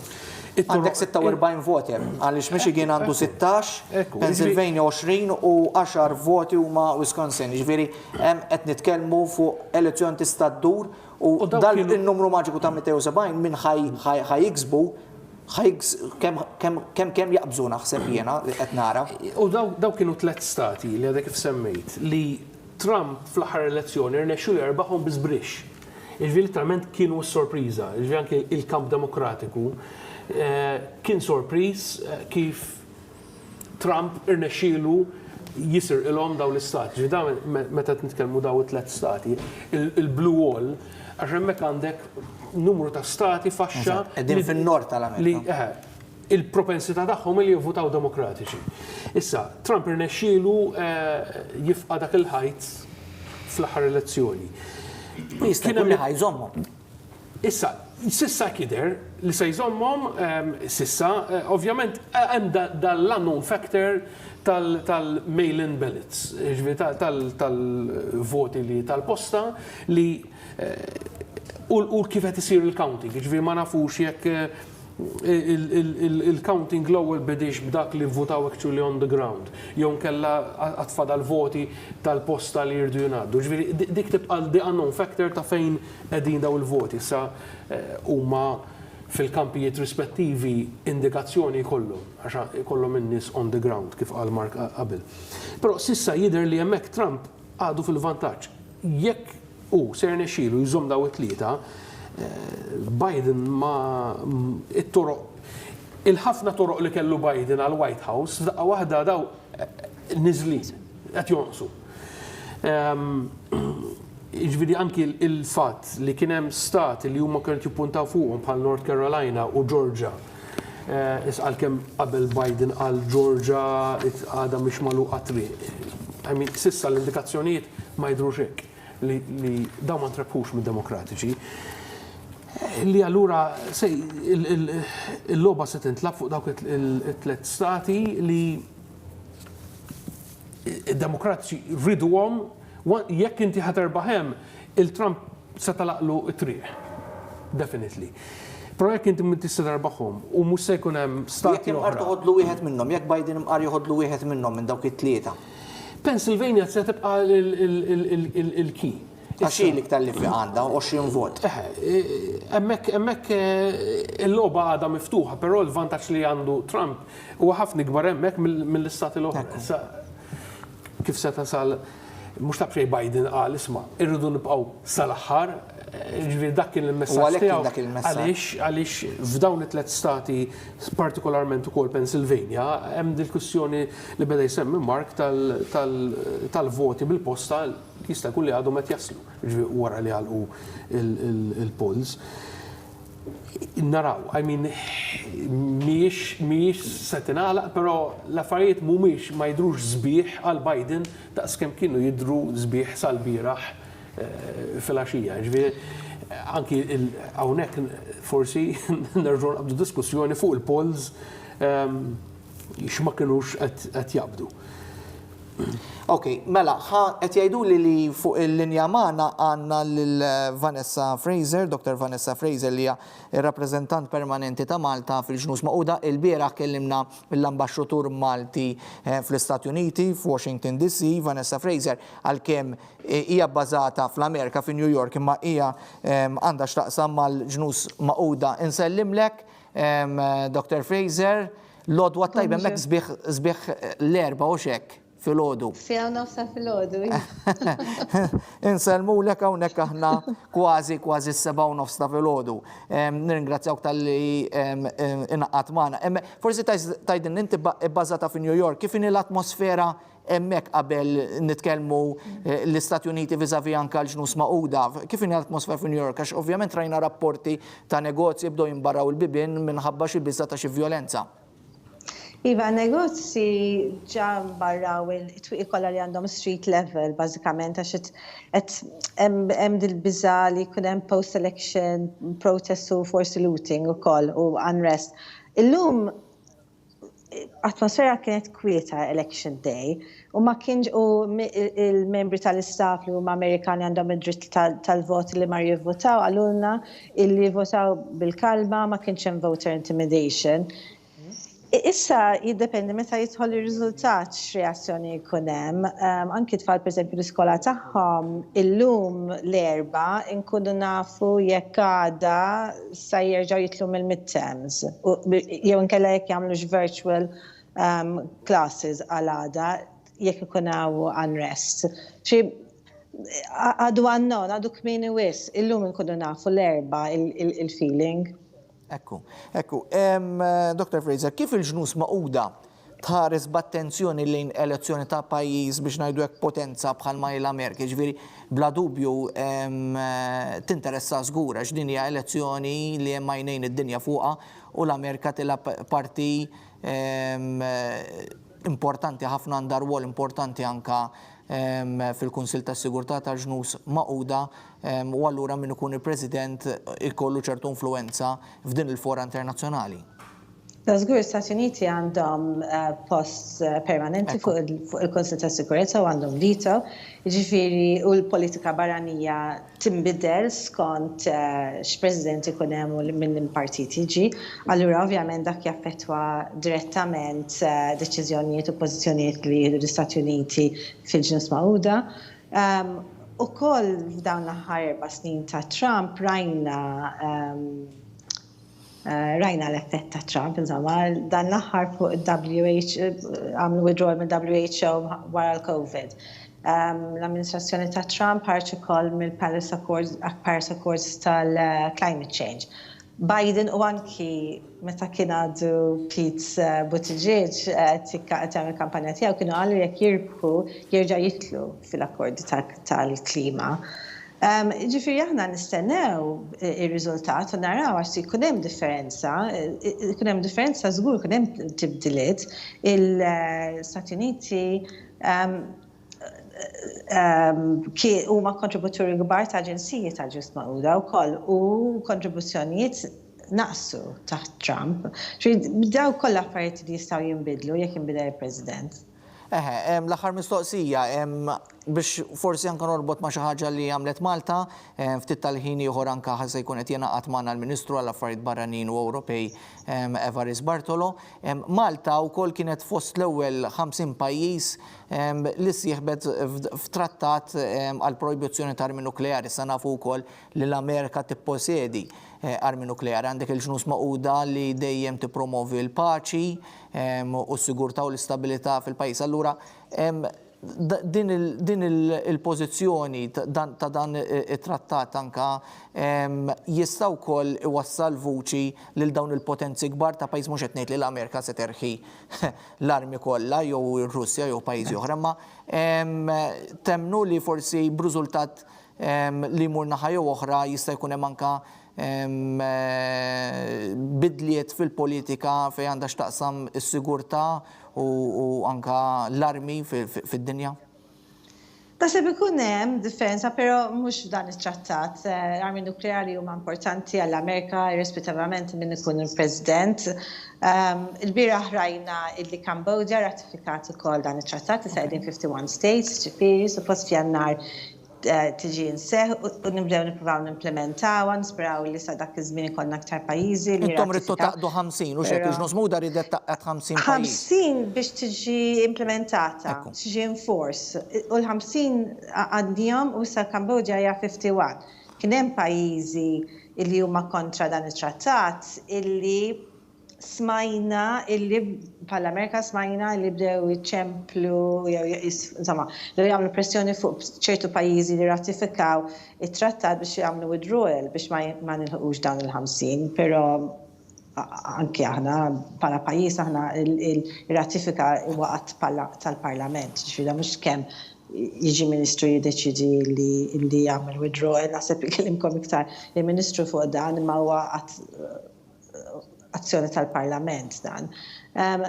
Però anki jekk issa ġiet enforce għax għandna aktar minn 50 pajjiż, ma naħsibx illi jekk ikun hemm Biden bħala President se jkunu favorevoli għal dan it-trattat. Għax nuclear powers mhumiex favorevoli għal trattat bħal dan. Hemm Franza wkoll mhux l-Amerika biss pereżempju. Hemm pajjiżi nukleari li mhumiex favorably.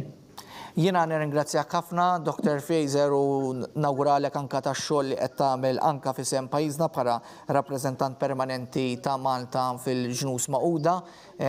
Nista' ngħid il-lejl it-tajb lilek għaliex u nirringrazzjak talli naqgħad magħna f'dawk is-sigħat bikrin għall-ħin tagħkom hemmhekk fl-Istati Uniti. Forsi rimarki konklusivi min-naħa tagħkom biex issa anka ikonna tim ieħor ta' mistiedna.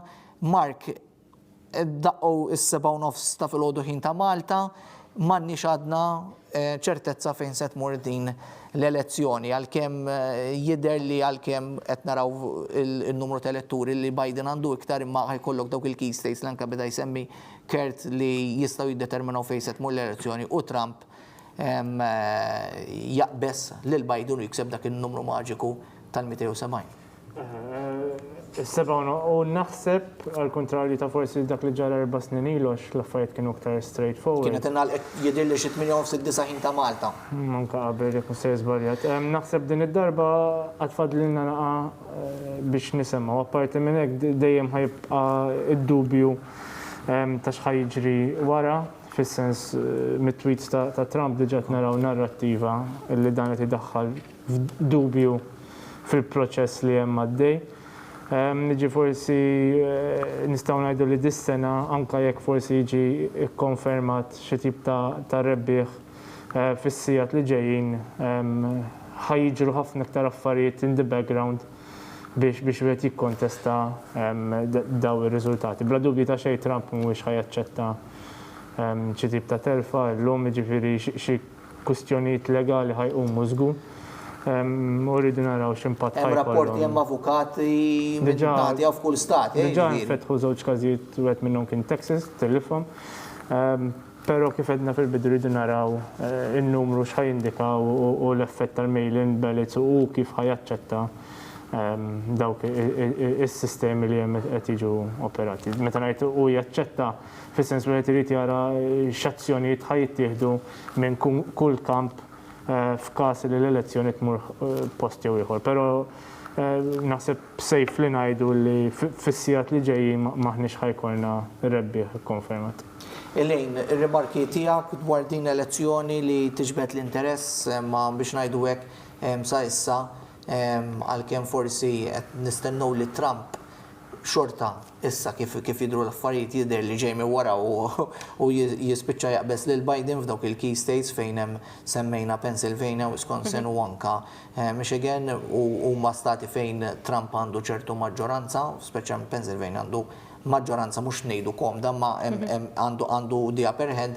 Imma l-affarijiet jidher li se jitwalu. Ekku, wieħed irid ukoll ikompli jsegwi biex naraw ovvjament l-andament għaliex kif qedna fil-bidu wkoll kollox jista' jinbidel l-andament elettorali għax finalment il-vot huwa dak illi jgħod jalla ovvjament jiġri naturalment id-demokrazija dik illi trid tirrenja f'dan kollu b'mod partikolari anka huwa ta' interess għad-dinja kollha li d-demokrazija tkompli tirrenja ġewwa l-Istati Uniti u ovvjament m'għaliex inkellek ikun hemm political unrest hemmhekk din jista' jkollha ripple effect fuq pajjiżi oħrajn. Wieħed irid isegwi però ċertament illi kien dark horse naħseb Trump mill-bidu net tiegħu u qiegħed juru wkoll x'kapaċi fej kapaċi twassal il-politika unpredictable tiegħu.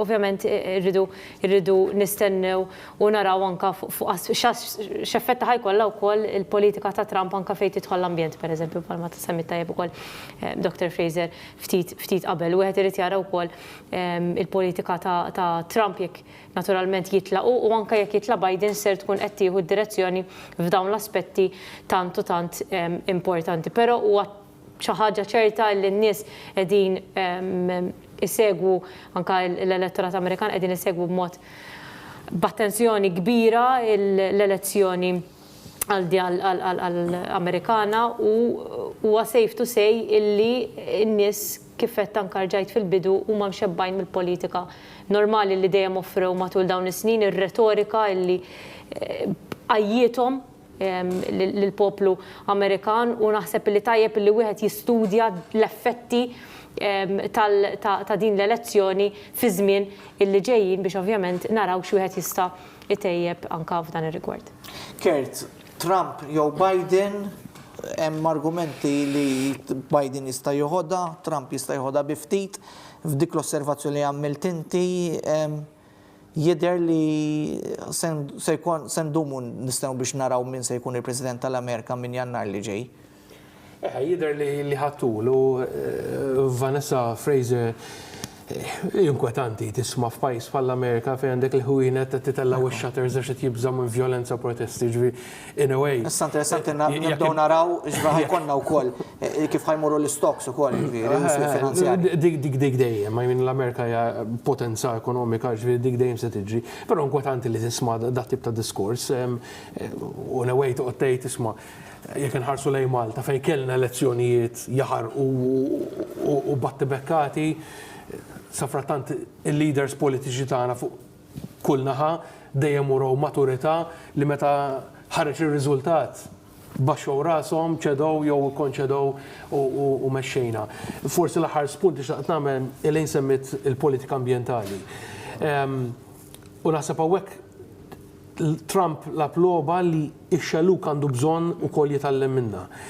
Huwa tajjeb li jkollna politika ambjentali, climate change hija realtà li hemm bżonn indirizzaw, però jekk politika ambjentali mhux se timxi pari passu li tindirizzaw wkoll l-inkwiet tan-nies, li din mhux se taffettwalhom ħażin, il-jobs tagħhom u l-ekonomija li huma jaħdmu fiha. Jekk int m'intix se twieżen politika ambjentali ma' politika wkoll ekonomika li l-daw in-nies se tiżguralhom li xorta se jkollhom impjieg għaliex l-industrija se tinbidel imma xorta hemm bżonn nirritrenjaw in-nies. Politika ambjentali se tfalli għaliex se fil-waqt li tkun qed tħares lejn il-futur ma tkunx qed tagħti każ il-here and now ta' nies li hija ħobżhom illum huwa marbut ma' forsi industri li jħamġu, però ħobżhom huwa marbut m'hemm. Dil-politika, jekk ix-xelluk se jipproponi dil-politika mingħajr ma jagħti każ ukoll l-impatt li di jista' jkollha u kif tista' twieżen allura dawn in-nies biex ma jispiċċawx, se tagħti fertile ground lil nies mbagħad bħal Trump li joħorġulek mill-Climate Accords ta' Pariġi u li jlablek fuq dik il-biża tan-nies.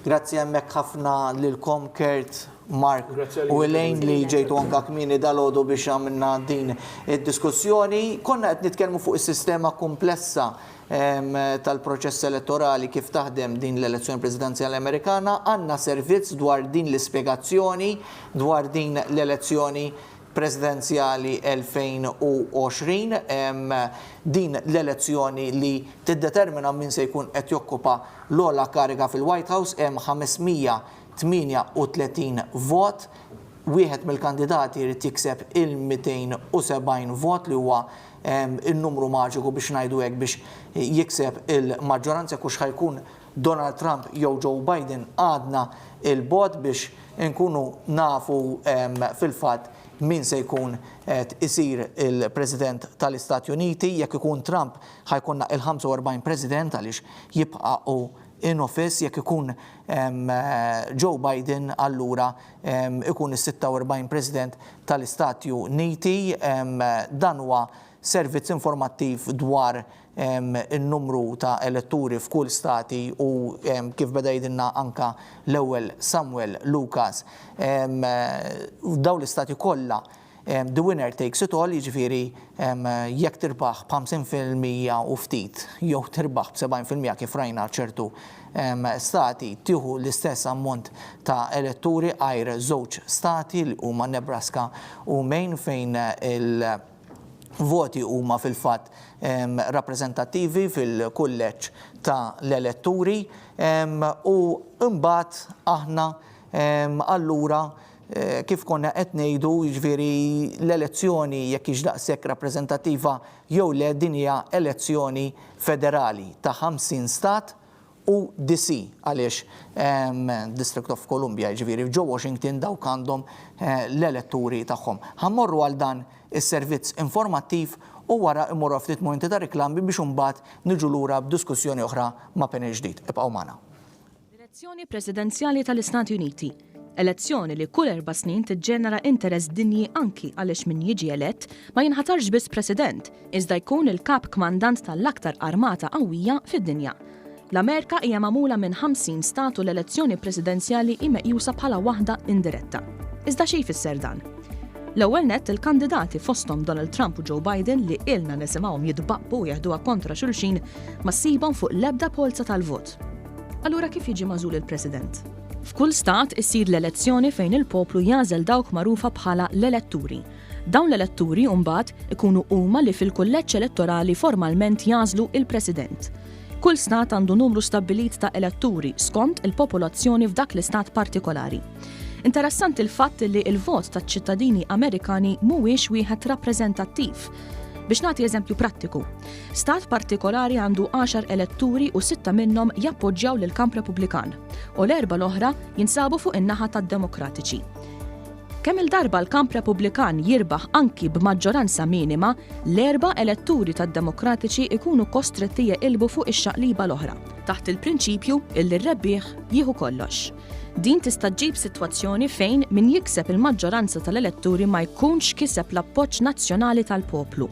Hekk ġara 4 snin ilu bejn Donald Trump u Hillary Clinton u fis-sena 2000, meta George W. Bush għelab lil Al Gore. Għalhekk f'kull elezzjoni jkun hemm taqtija ħarxa għal stati meqjusa bħala vitali minħabba l-ammont kbir ta' elettori illi jġorru. B'kollox hemm 538 elettur fil-kulleġġ li jaħtar il-President, għalhekk b'matematika sempliċi il-kandidat irid jikseb 270. Dan in-numru meqjus bħala numru maġiku huwa importanti sabiex ipoġġik fit-tmun tal-aktar pajjiż qawwi fuq wiċċ id-dinja. Iżda l-affarijiet jistgħu jikkomplikaw ruhom kemm il-darba elettur partikolari illi oriġinarjament ikun iddikjara l-appoġġ lejn kandidat jerġa' jdurlu u jappoġġja lil tan-naħa l-oħra. F'kuntest modern din qatt ma ġrat. Intant biex wieħed jikkontesta l-elezzjoni presidenzjali tal-anqas irid jott il-35 sena, ikun ċittadin Amerikan u ilu jgħix fil-pajjiż għal dawn l-aħħar 14-il sena. Mal-ewwel daqqatajn dawn il-kriterji ma jidhrux impossibbli iżda li żguru illi biex tasal sal-White House trid tgħaddi mill-arbil tas-sistema elettorali komplessa Amerikana.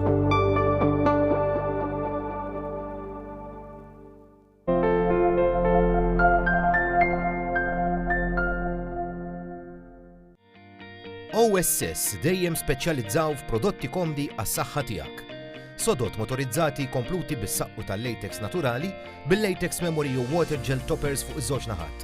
Recliners motorizzati ta' kwalità superjuri b'żewġ muturi kompluti bil-powerlift biex tgħin persuna tqum bil-wieqfa. ċempelissa fuq 21347 jew 3 għal Malta, 21561 għal Għawdex. See you at OSS. Bye! Are you sleepy, need a bed? Perfect comfort straight ahead. 20 sena ta' storja. Tispiċċa l-gwerra l-kbira. L-ewwel gvern laburista f'Malta. Mintoff isir mexxej laburista flok Pawlu Boffa. L-ewwel gvern ta' Mintoff. Tibda l-ġlida għall-indipendenza. Ktib ġdid l-istorja tal-Partit Laburista 1940-1960 ta' Francis Gallia.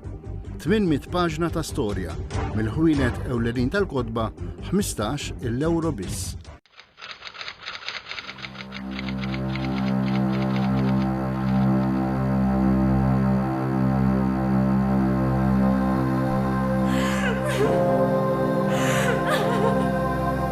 Nisperaw li maddux ma tkun aħjar. Nħobba. Dik li mħabba li tfejqek. Li tneħħilek it-toqba fis-sidri. Uħina la forma għal-bejt inti lebbejt wejja u fer min ġoġ bari rajtek tħares lejja Fik nil-maħi z-zozija mitlufa matul il-medda ta' żmien li mitfuna f'ħajja l-lum minsija. Fik ma nistax nimxi l-qudiem. Din il-gaġġa mingħajr kantunieri, memorji mitlufa. Ma tantx dom tibkini meta mitt. Meta jgħatlek minn George Park. Konċerta minn dak l-etta.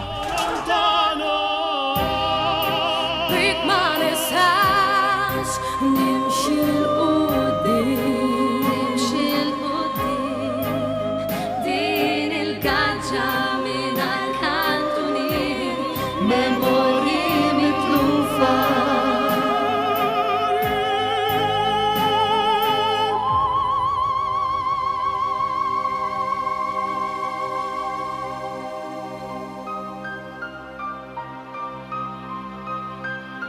Ma tafx inni l-akbar biża tiegħi. Ma nistax. M'għadniex nistenħu.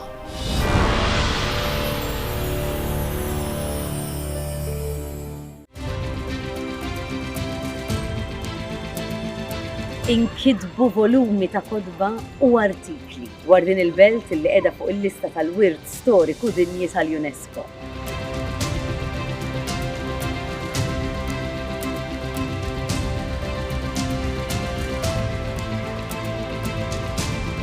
Kemm ilek tiġi għandu? Tiġi għandu minn 1976. Bis-serjetà. Saber kien mill-belt u kien jilab anka l-futbol mal-belt, imma bħalu kienu ħafna karatteri jiferħu l-belt.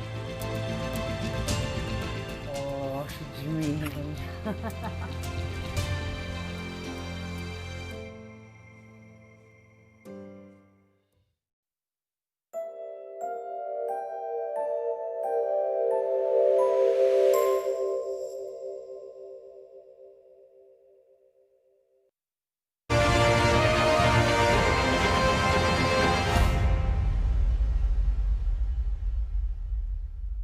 Lodwa tajba eżis telespettaturi nkomplu bil-programm tagħna elezzjoni presidenzjali 2020 l-elezzjoni fl-Istati Uniti interessanti immens taqtija ħanxa bejn Joe Biden u Donald Trump. Wieħed minnhom għadu jrid jikseb il-270 vot tal-elettoru bekk ikun dikjarat rebbieħ f'din l-elezzjoni jidher li l-affarijiet se jtawlu. Mhux ħażin issa għandna tim ta' mistiedna oħra fil-programm biex nanalizzaw l-aħħar żviluppi li ġejjin mill-Amerika u anka nkomplu niddiskutu kif kienet anka din il-kampanja elettorali ta' elezzjoni li hemm għajnejn id-dinja fuqhom. Lodwa tajba nilqa' magħna lill-Ministru għall-Affarijiet Barranin u Ewropej Evarist Bartolo. Lodwa tajba Dominic Grech bla dubju segwi u tikkummenta ħafna fuq relazzjonijiet internazzjonali u anka l-politika Amerikana u Dr. Simon Merċi Abonġu kolli l-ek kummentatur politiku m'hemm xi ħaġa fil-politika li ma segwix inti. Lodwa tajba. Ħanibda bik Ministru, qed naraw dawn ir-riżultati tifeċċu qudiemna sissa ma jidhirx li hemm a clear winner. Biden diġà għamel indirizz qasir fejn qed jipprova jżomm ċertu ottimizmu fil-segwaġġi tiegħu fil-partitarji tiegħu qed nistennew lil Trump ukoll jagħmel indirizz tiegħu.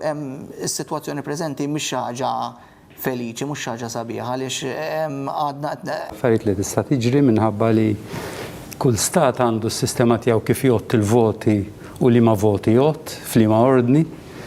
U allura jkun hemm ċertu momenti jew ċerti stati fejn l-ewwel voti li jingħaddu ixaqilbu lejn Trump.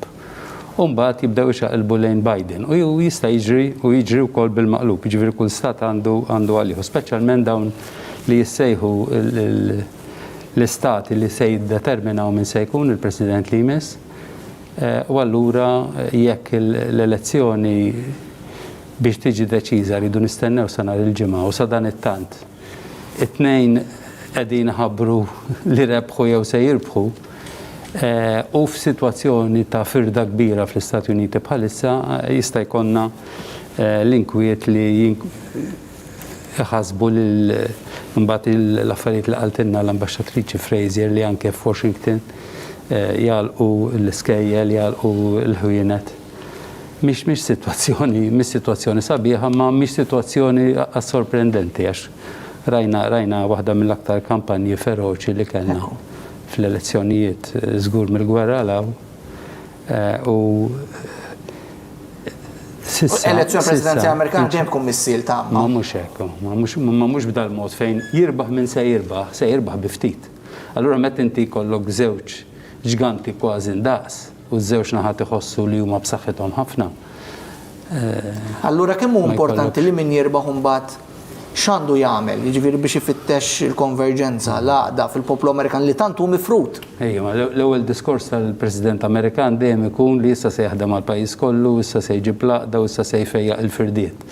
Anke Trump hekk kien għamel 4 snin ilu, irrid narah jekk se jirbaħ irrid narah jagħmel diskors hekk meta jerġa' jsir għaliex hemm ċertament il-sitwazzjoni fil-politika Amerikana jekk se tibqa' sejra hekk se twassal għall-inkwiet serju ħafna għaliex għandek ġieli tiltaqa' ma' Amerikani.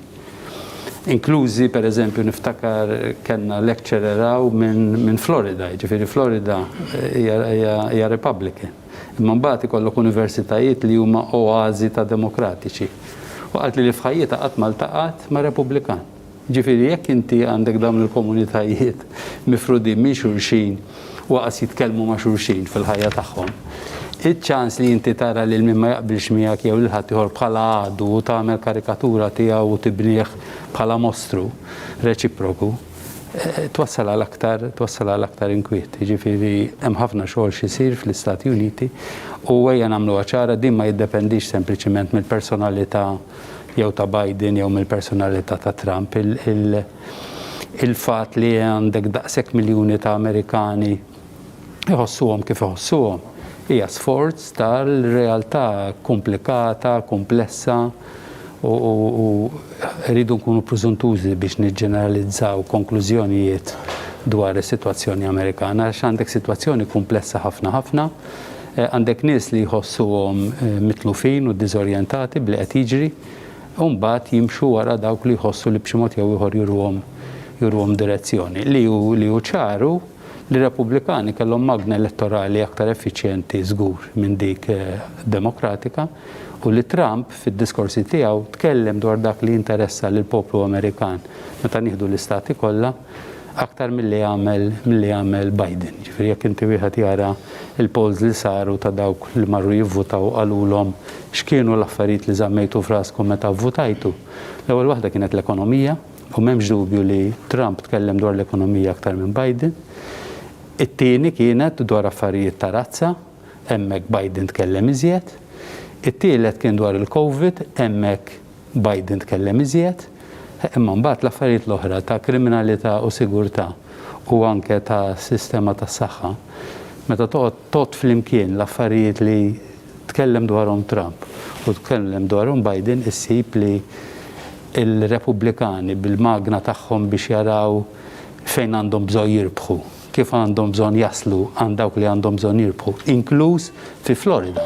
Fi Florida Trump ikun rebaħ mhux bil-voti tal-bojot, ikun rebaħ bil-voti tal-Kubani, tal-Latinos oħra, fejn hemmhekk Trump werwirhom li jekk jitla' Biden se jġib is-soċjaliżmu.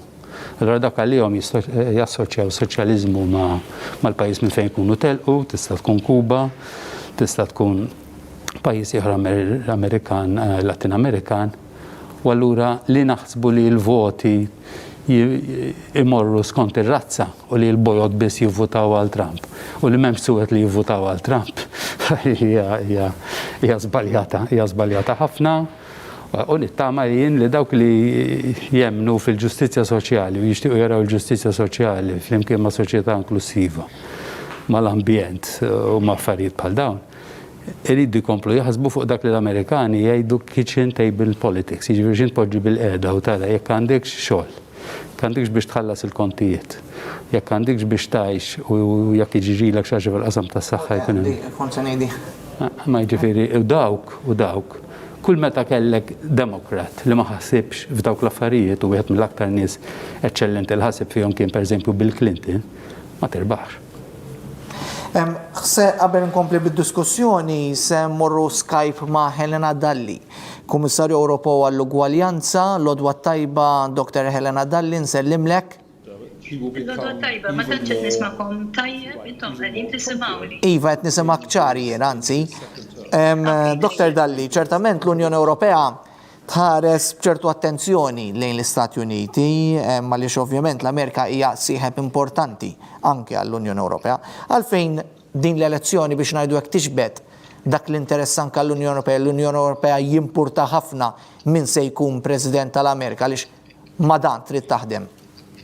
Fil-fatt jekk tara l-gazzetti Ewropej dalgħodu kollha qegħdin jitkellmu fuq l-inċertezza illi hemm minħabba dak li qegħdin naraw li rajna jiżvolġi matul il-lejl. Ovvjament Trump qed imur aħjar milli ħafna nies stennew. Fil-fatt għadu kemm tkellem il-Kummissarju Paolo Gentiloni u qed jgħid l-alba più inċerta dalgħodu għadna ġo Brussell. Ovvjament meta tara li Trump tista' tgħid snabja lil ħafna gvernijiet u istituzzjonijiet demokratiċi. Irtira mill-Global Agreement tal-klima, sar rollback fuq drittijiet ċivili, rajna drittijiet tal-nisa, morru lura, rajna rollback fejn jidħol razzizmu. Dawn huma kollha affarijiet li għall-Unjoni Ewropea li timxi fuq id-demokrazija mhumiex affarijiet sbieħ. Allura qegħdin naraw li din l-elezzjoni hija challenging ħafna u f'affarijiet illi mhux bil-fors l-affarijiet sejrin mhux daqshekk tajjeb irrelevanti issa jekk jitla Biden u jew Trump ukoll, pereżempju fejn tidħol teknoloġija ta' l-informatika, hemmhekk nafu li hemm clashes kbar bejn United States u l-Unjoni Ewropea, ġifieri jrid isir ħafna xogħol sabiex relazzjonijiet jitjiebu. Ma naħsibx illi jekk jerġa' jitla Trump l-affarijiet sa jibdew jirranġaw għaliex fil-fatt ħafna minnhom ħafna bir-realtajiet saru dak li huma minħabba l-attitudni tiegħu tal-President Trump.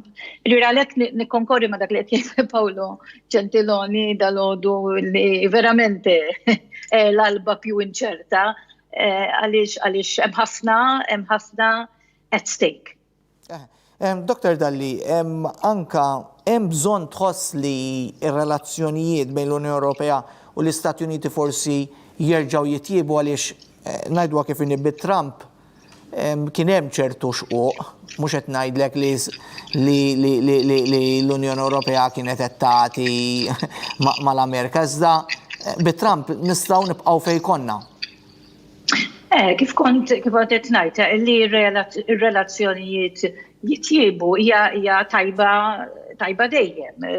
Mhux l-inqas ovvjament għax aħna għalhekk qegħdin hemm kemm il-politiċi fil-membri stati, kemm aħna bħala il-Kommissjoni Ewropea, kemm il-Kunsill, kemm il-Parlament Ewropew. Aħna qegħdin hemmhekk fil-interess tal-ġid taċ-ċittadini tagħna. U iktar ma jkun hemm kooperazzjoni internazzjonali, iktar sa jiggwadanjaw iċ-ċittadini tagħna mill-argumenti u mill-inkwiet u mill-dan mhu ħajgwadanja ħadd. U allura naħseb illi l-attitudni hija ħażina ħafna u għalhekk qegħdin ngħid u aħna li hemm din dalodu hemm din l-inċertezza għax hemm challenge kbir fl-outcome ta' din l-elezzjoni. Nerġa' ngħid ċertu problemi bħal dik fejn tidħol teknoloġija, pereżempju mhux ħajkun hemm xi bakketta maġika u għax jispiċċa Trump sa jispiċċaw dawn il-problemi, però hemm oħrajn bħal dawk li qed insemmi fejn qed naraw dan ir-rollback ta' drittijiet li jekk ikun hemm President Demokratiku mhijiex il-linja tad-demokratiċi illi jitfgħu lura ċertu drittijiet illi b'ħafna xogħol u b'ħafna dbatija ġew akkwistati u illi qegħdin naraw illi qed ikunu ipperikolati. Allura jiena naħseb illi jekk jingħata mandat ieħor hemmhekk huwa ovvjament sa jissaħħaħ u sa jkun iktar careless fejn jidħlu dawn id-drittijiet. Jiena, Dr. Dalli, ningrazzjak ħafna tax-xogħol li anke qed tagħmel bħala Kummissarju Ewropew għall-Ugwaljanza, ċert li l-kontribut tiegħek li tajt f'Malta qed tkompli anke fuq livell Ewropew. Ningrazzjak ħafna tal-osservazzjoni interessanti li għaddejtilna brabta ma' din l-elezzjoni presidenzjali tissir fl-Istati Uniti il-ġurnata tajba. Ħankomplu bid-diskussjoni hawnhekk iżda qabel ngħidilkom li kif jgħaddu li d-direzzjoni għaliex qed nistennew minn ħin għal ieħor fil-fatt hemmhekk qed naraw il-podium fejn mistenni anke jagħmel indirizz qasir Donald Trump dalwaqt aħna nkunu qed inxandruh għal benefiċċju wkoll tat-telespettaturi għax irid ngħid ukoll is-soltu dal-ħin nkunu qed inxandru l-quddiesa din se tixxandar aktar tard tal-ħabta tal-10 ta' filgħodu għaliex illum ovvjament qed nagħmlu dan il-programm speċjali brabta mal-elezzjoni presidenzjali. Dominic, qed naraw dawn ir-riżultati hemm sa issa 7 voti tal-elettori jifirdu lil Biden u l-Trump, wieħed 220 Biden, 213 Trump. Imma għad hemm dawk il-key states fosthom Pennsylvania, Wisconsin u anka Michigan li jistgħu imorru għal Trump u allura l-affarijiet jinqelbu u Trump jirbaħ din l-elezzjoni.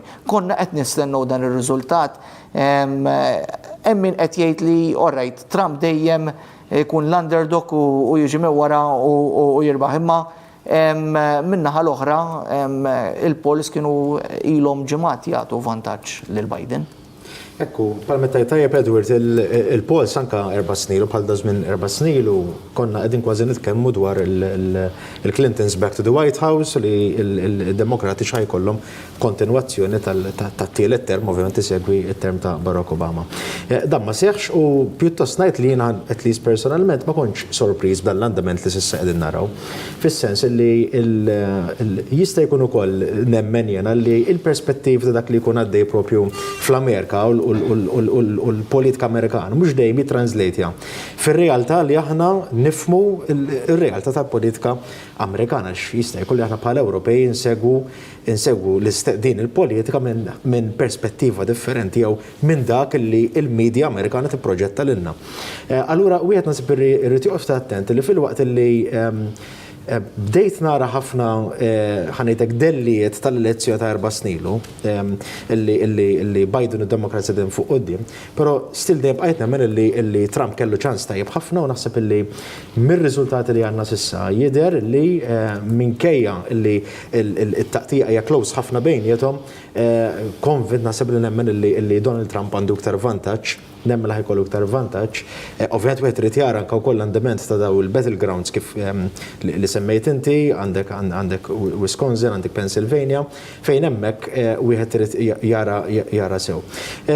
Jista' jkun ukoll nemmen jiena li l-politika ta' Trump tiġi underestimated minkejja l-fatt li tajb ngħidu li din hija realtà u ħadd ma jista' jixħad li dal-4 snin kellna political turmoil qawwi, mod speċjali fl-Istati Uniti, tensjonijiet il qamu.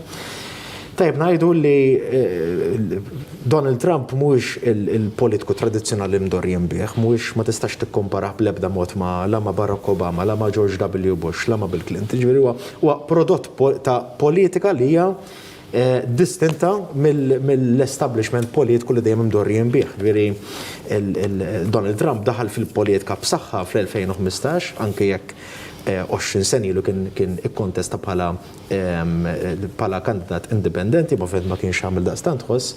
Però mill-2014-2015 Donald Trump daħal b'saħħa u irnexxielu joħloq moviment b'saħħtu.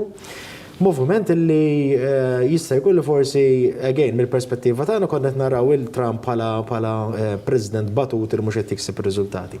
Fatti anke jekk wieħed isegwi it-trust ratings li kellu tul dal-aħħar 4 snin, Trump qatt ma ċella daqstant, però f'nofs it-terminu tiegħu kien l-inqas President popolari mit-tieni gwerra dinja li law fil-fatt. Ekku, però ovvjament dawk li jsegwu l-politika Amerikana jafu kif taħdem, jafu il-mekkaniżmu tagħha naħseb li mhux biss Trump u waħdu bħala persuna, ma it-tim tiegħu ir-Repubblikani mill-ġdid kienu intelligenti ħafna li jarfu li jiffukaw f'dawk anke wkoll mod partikolari dak l-istati li setgħu anke wkoll jiffaċilitaw it-triq biex jaslu għal il-famuż numru 270 li għandu bżonn biex ikun president. Jiena nemmen ukoll li punt li sema tajjeb ħafna il-Ministru Bartola nemmen li d-Demokrats din id-darba minkejja ovvjament wieħed trid jara l-eżitu finali tal-elezzjoni li jaffieħu mhux ftit sigħat imma ftit tal-jiem oħra.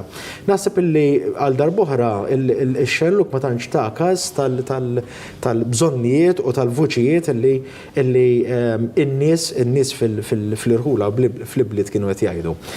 Dan kien żball li għamlitu Hillary Clinton 4 snilu u pjuttost ngħid li minkejja li Joe Biden kien voċifru ħafna fuq il-handling tal-pandemija u kellu raġun għaliex mingħajr dubju waħda mill-inqas affarijiet li Trump seta' jitkellem u jiftaħar huwa dwar il-handling ta' dal-aħħar xhur kif tratta l-kwistjoni tal-pandemija pjuttost beda jiżżufjetta bija.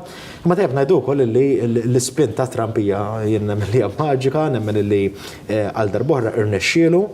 illi jikkontenta l-bażi tiegħu. Il-bażi tiegħu hija b'saħħitha ħafna u nemmen illi dik kienet fattur sabiex il-lealtà li għandu tan-nies tiegħu illum qegħdin naraw dawn ir-riżultati.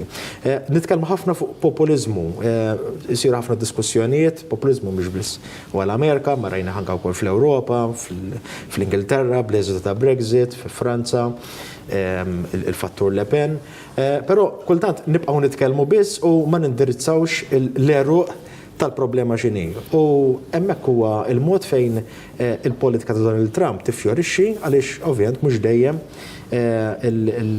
ix-xelluk ħanetek jinvesti u jara u jħares propju l-interessi tan-nies tiegħu.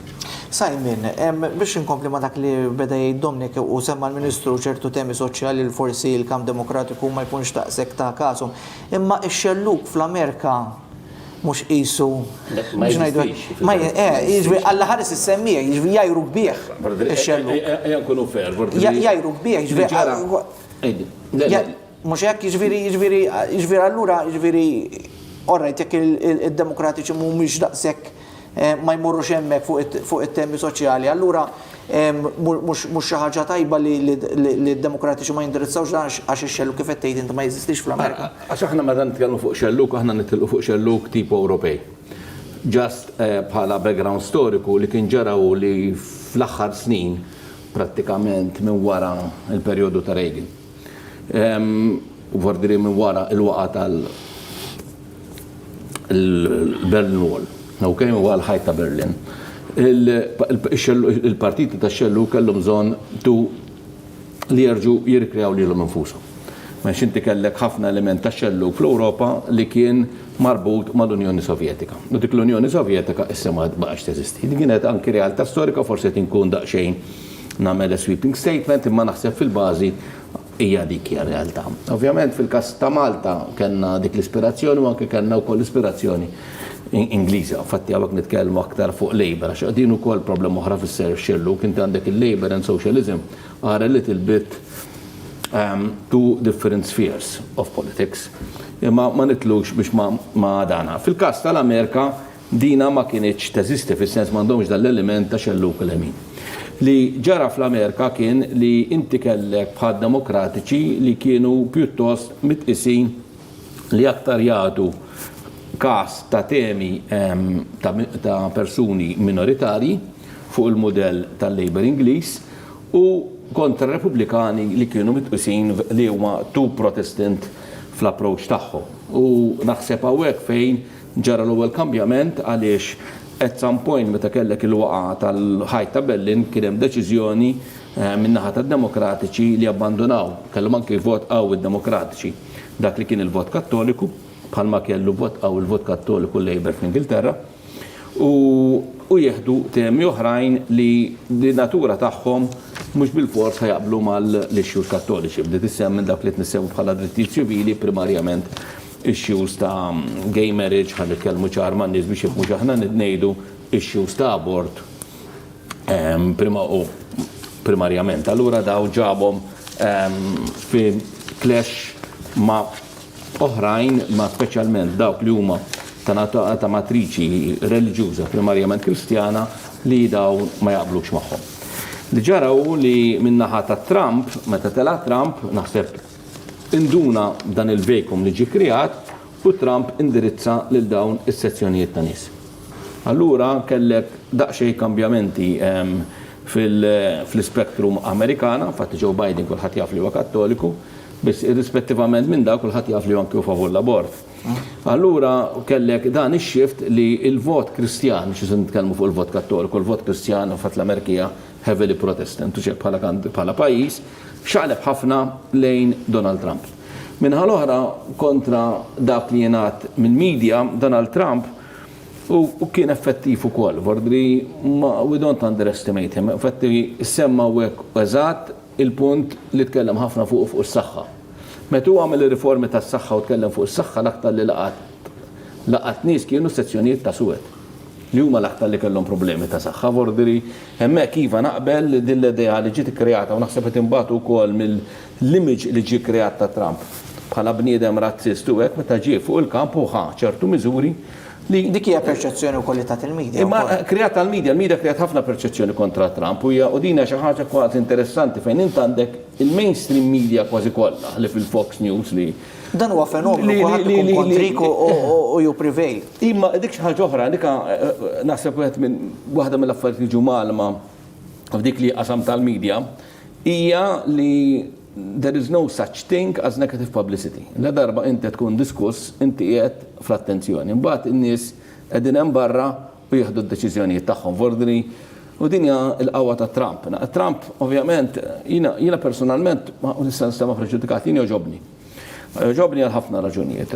L-ewwel nett he's coming from the world of business.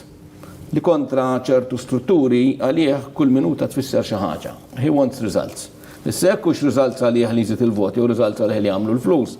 Issa tista' taqbel miegħu ma taqbilx etika u mhix mhux se nidħol fiha. M'għandix dubju li ċertu twis li kien jagħmel marru tajjeb il-kumpaniji tiegħi li kellu. Bordin inti f'daqqa waħda tara x-shares niżlin u b'daqqa waħda tara x-shares u jżid il-profitti bordri he played.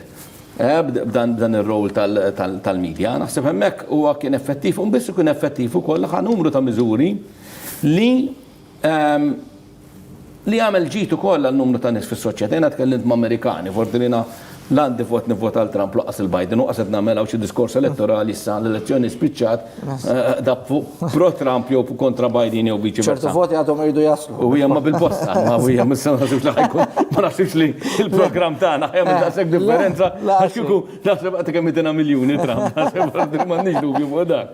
No bordri hemmhekk lessi lessi ħallas. Minn hina li ieħor biex jitkellem fil-fatt minn Eastern White House li kompli. Imma fil-verità naħseb għamel numru tkellimt Amerikani f'kont u għamil numru ta' miżuri Trump li f'dak tas-saħħa laqat ħafna komunitajiet, għamel ħafna interventi fuq areas fejn jgħixu s-suwed li kienu slump, li kienu ilhom ma jsiru interventi fuqhom għal daħħal 30-40 sena. Bordaw raw upgrading sa dawk l-area.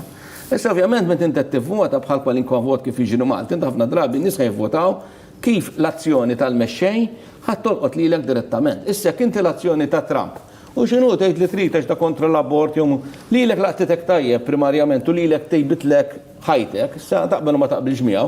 It-tendenza jew naqbel mal-Ministru Faris Bartola la vol jintisew taħdmur tiffutar u hemmhekk tiġi kreata l-perċezzjoni tal-medja li dan huwa antisuwed u s-suwed mhux se jivvotawlu ħajvotawlu biss il-bojot u l-extreme white sal-Ku Klux Klan għax hekk ġie assoċjat u f'daqqa waħda dak qed jitla'. Għaliex fil-verità meta tara l-miżuri tiegħu kienu effettivi. Meta inti tara x'għamel kukun ngħidlek ma kienx hemm l-ixxu tal-COVID u fejn qabel il-rebħa kienet tkun ikbar. Għaliex f'dik li ekonomija u dan huwa fatt. Kieku naħseb illum għandna diġà rebbieħ. Iva, tant kemm kellu bullier wara l-oħra li kienu ilhom ma jkollhom bullier fl-ekonomija l-Amerikani għal dawn l-aħħar 20 sena minn 90s li kważi il-COVID kisret li biex ma nużax kelma oħra bordieri l-andament. Issa ovvjament fis-sistema Amerikani hija daqsxejn differenti minn tagħna ma tistax biex għanqod ngħid qed niddefendi, ma s-sistema Amerikani hija tas-saħħa differenti. Hija private care privata, u jekk inti ma jkollokx dik il-private care privata, inti ju l-lost tara ġara, jekk xatt għandu l-COVID ma jistax imur l-isptar jiddewwar ix biċċie jibqa' jiġri barra. Allura hemmhekk iċ-ċans isu li ħajxerret il-marda. Ovvjament da waslet li nagħlqu pereżempju l-frontieri mal-Kanada, mhix minnaħa l-oħra forsi wkoll musen l-ebna ma nkun lebda da, jista' jkun ukoll li għenet indirettament u da jista' jkollu dak ir-riżultat dak li jissejjaħ herd immunity. Vordiri, jekk inti tara mill-lat storiku qatt ma kellna epidemija u pandemija seħela li trid li ddum f'pajjiż wieħed aktar minn 9 xhur. Aqbad kwalinkwa pandemija li trid. Vordiri, allura hemmhekk qed jissebda jistaqsis ma' daw il-miżuri li qed nagħmlu. U attakka ħafna l-ħu anke ċertu miżuri tal-ħu li huma fl-idea tiegħi mhux bil-fors sensati ma jagħmlu sens vordieri. Naħseb hemmhekk ukoll ġab ċertu solidarjetà Donald Trump. Issa għet jistaqbel maħħadi u ma jaqbilx, għattek inti tara u jibqa l-koll il-bniedem ta' sorpriża vordieri. Hemmhekk naqbel magħkom ukoll il-bniedem li qed jingħata bħala tellif jekk inti tara The Guardian li ngħidu ċarna ma tantx hija xi gazzetta li hija pro Trump. Okay? Bħalissa titkellem US Election 2020, live results, Donald Trump takes on Joe Biden in race for White House. Vordieri kważi dan l-artiklu li qed jitfa' The Guardian li hija pjuttost, mhux pjuttost, hija ċara skjerata pro Biden, kważi qed tantiċipa anki rebħal Donald Trump li saftit ilu ħadd ma kienet jara. Jekk inti tara dalodu qabel ma ġejtaw kienet kważi jidher ċara li ħajkun hemm rebħa kbira ta' Joe Biden.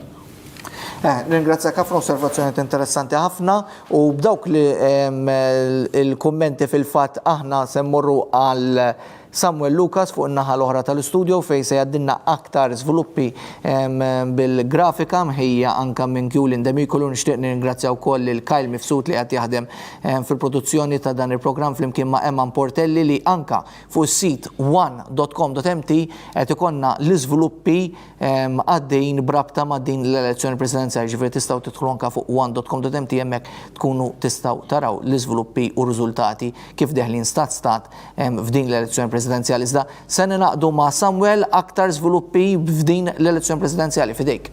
Iva, Edward, qabel ma ngħaddu għal grafika fejn naraw l-eżitu tal-votazzjoni fl-istati differenti fl-Amerika waqt id-diskussjoni ħadd ħsieb li nagħmel ukoll naqa' matematika. Għandi l-mappa qudiemi tal-istati magħluqa li huma pendenti biex ngħidu hekk il-voti pendenti u għandna l-istati ta' Wisconsin, Michigan, Pennsylvania, North Carolina u Georgia sissa dejjem ngħidu sissa li ovvjament il-voti għadhom mhux moddija kollha. Sissa kollha qed ixeqilbu lejn Donald Trump. Meta ta' tot il-voti tal-Electoral College kollha ta' dawn l-istati tot 77 vot tal-elettori. Ġifieri jekk tot mal-213 li diġà għandu Trump jitlaq għal 290 hemmhekk ikun elett President. Min-naħa l-oħra jekk tikkonsidra l-istati magħluqa li qed jingħaddu l-voti għalihom u li jaqilbu għal Joe Biden huma ta' Maine, Nevada u Arizona u daw jgħoddu għal 21 vot tal-elettori.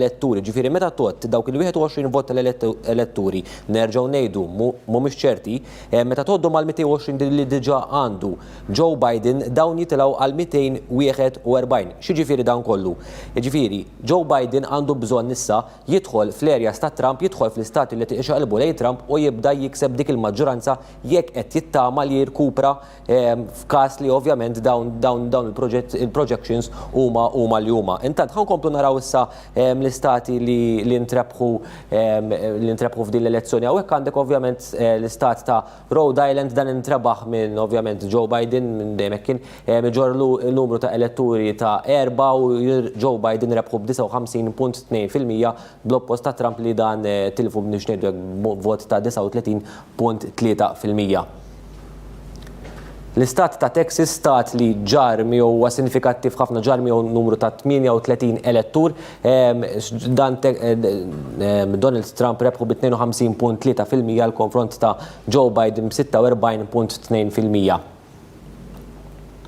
L-istat ta' Nebraska, dan huwa stat fejn għal differenza tal-istati oħrajn fl-Amerika, il-numru tal-elettori min jikseb il-maġġoranza f'dan l-istat, il-numru ta' elettori ma jmurx kollha lejn dak li jikseb il-maġġoranza. Ġifieri f'dan il-każ dan l-istat li rebħu Donald Trump 56.5%, Trump kiseb 4 voti tal-elettori, Biden peress li ġab 41.3% kiseb vot wieħed tal-elettori f'dan l-istat.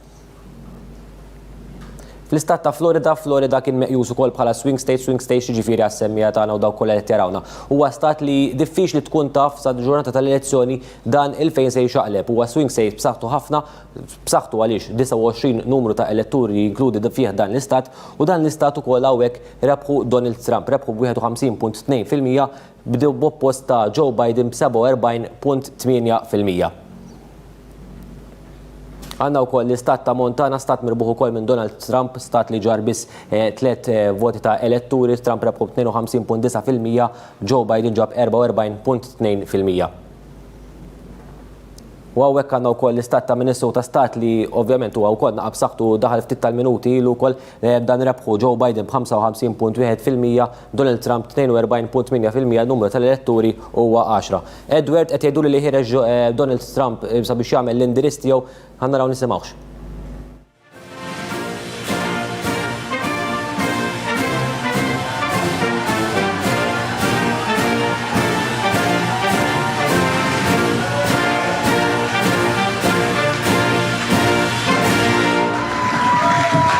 Well, thank you very much. Thank you. Thank you very much. Please sit. Thank you. This is without question the latest news conference I've ever had.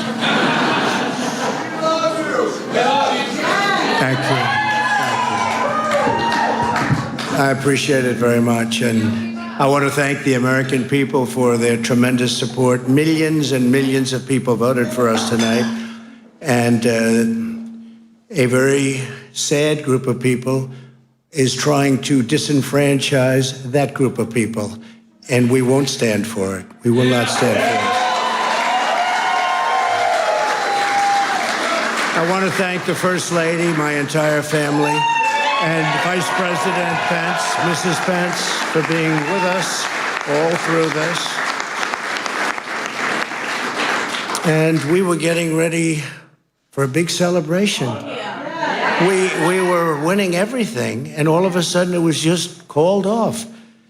The results tonight have been phenomenal, and we are getting ready. I mean, literally, we were just all set to get outside and just celebrate something that was so beautiful, so good, such a vote, such a success. The citizens of this country have come out in record numbers. This is a record. There's never been anything like it to support our incredible movement. We won states that we weren't expected to win. Florida, we didn't win it. We won it by a lot. And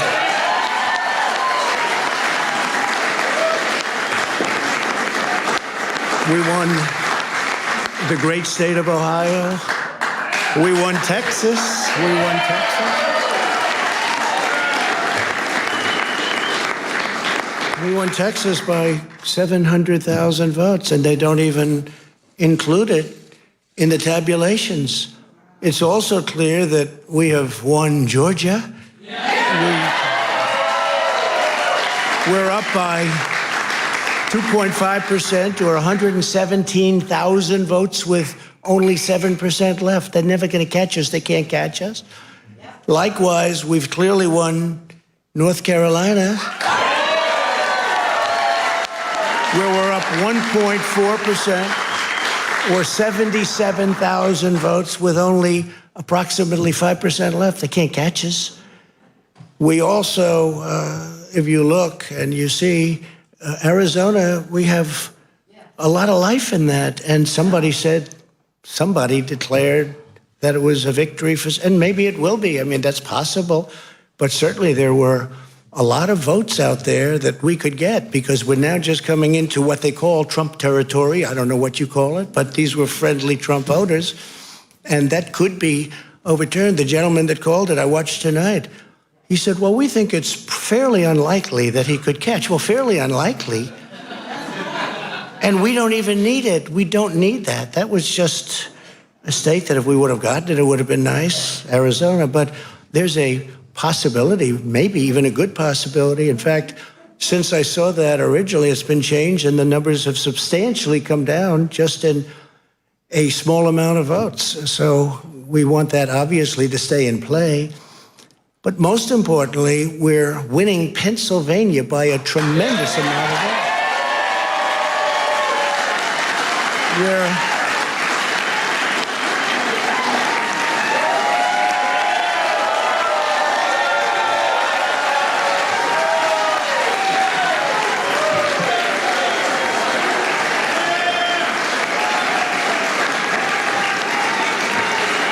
We're up 600. Think of this. Think of this. Think of this. We're up 690,000 votes in Pennsylvania. 690,000. These aren't even close. It's not like, oh, it's close. With 64% of the vote in, it's going to be almost impossible to catch. And we're coming into good Pennsylvania areas where they happen to like your president. I mean, it's like very good. So we'll probably expand that. We're winning Michigan, but I'll tell you, I looked at the numbers. I said, whoa. I said, wow, that's a lot.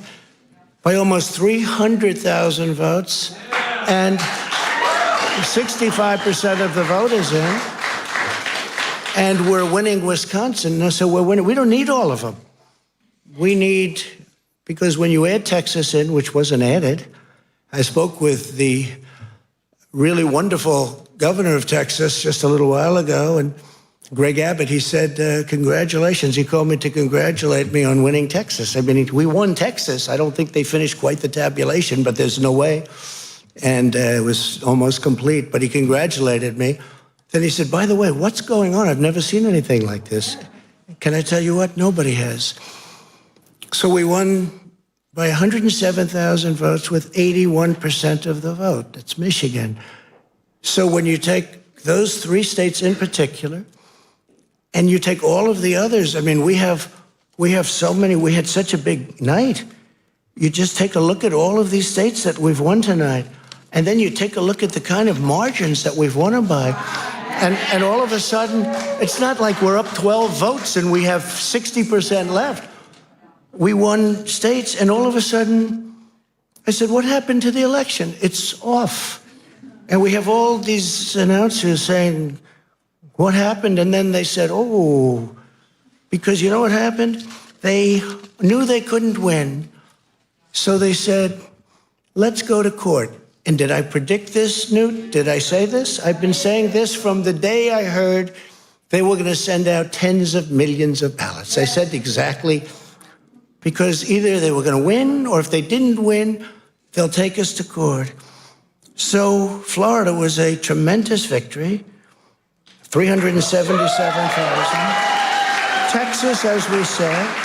Ohio, think of this.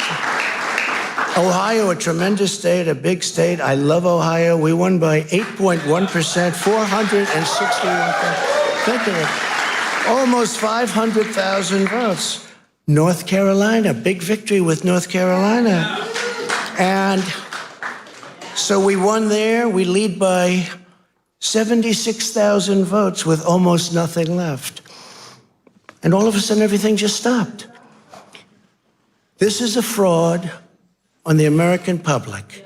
This is an embarrassment to our country. We were getting ready to win this election. Frankly, we did win this election. We did win this election. So our goal now is to ensure the integrity for the good of this nation. This is a very big moment. This is a major fraud in our nation. We want the law to be used in a proper manner. So we'll be going to the U.S. Supreme Court. We want all voting to stop. We don't want them to find any ballots at 4 o'clock in the morning and add them to the list, okay?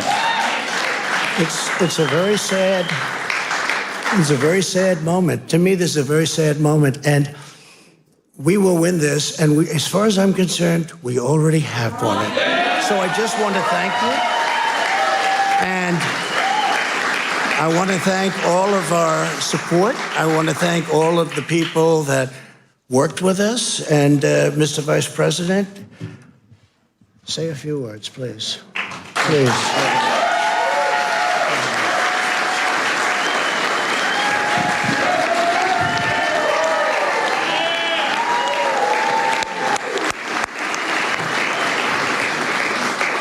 Thank you, Mr. President. I want to join you in thanking more than 60 million Americans who have already cast their vote for 4 more years for President Donald Trump in the White House.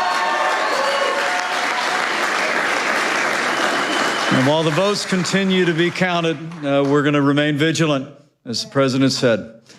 The right to vote has been at the center of our democracy since the founding of this nation, and we're going to protect the integrity of the vote.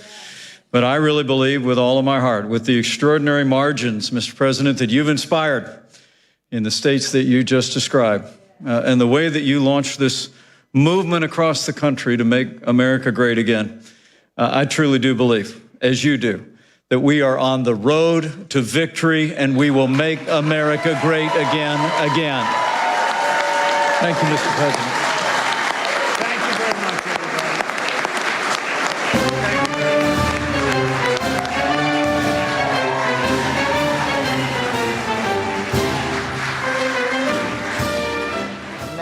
Segwejna fil-fat l-indirizz interessanti immens ta' Donald Trump minn East Room fil-White House, emmek qed jagħmel xi parti għal xi 200 ruħ, u rajna wkoll Viċi President Mike Pence. Simon għamel ħafna dikjarazzjoni, iddikjara rebħa.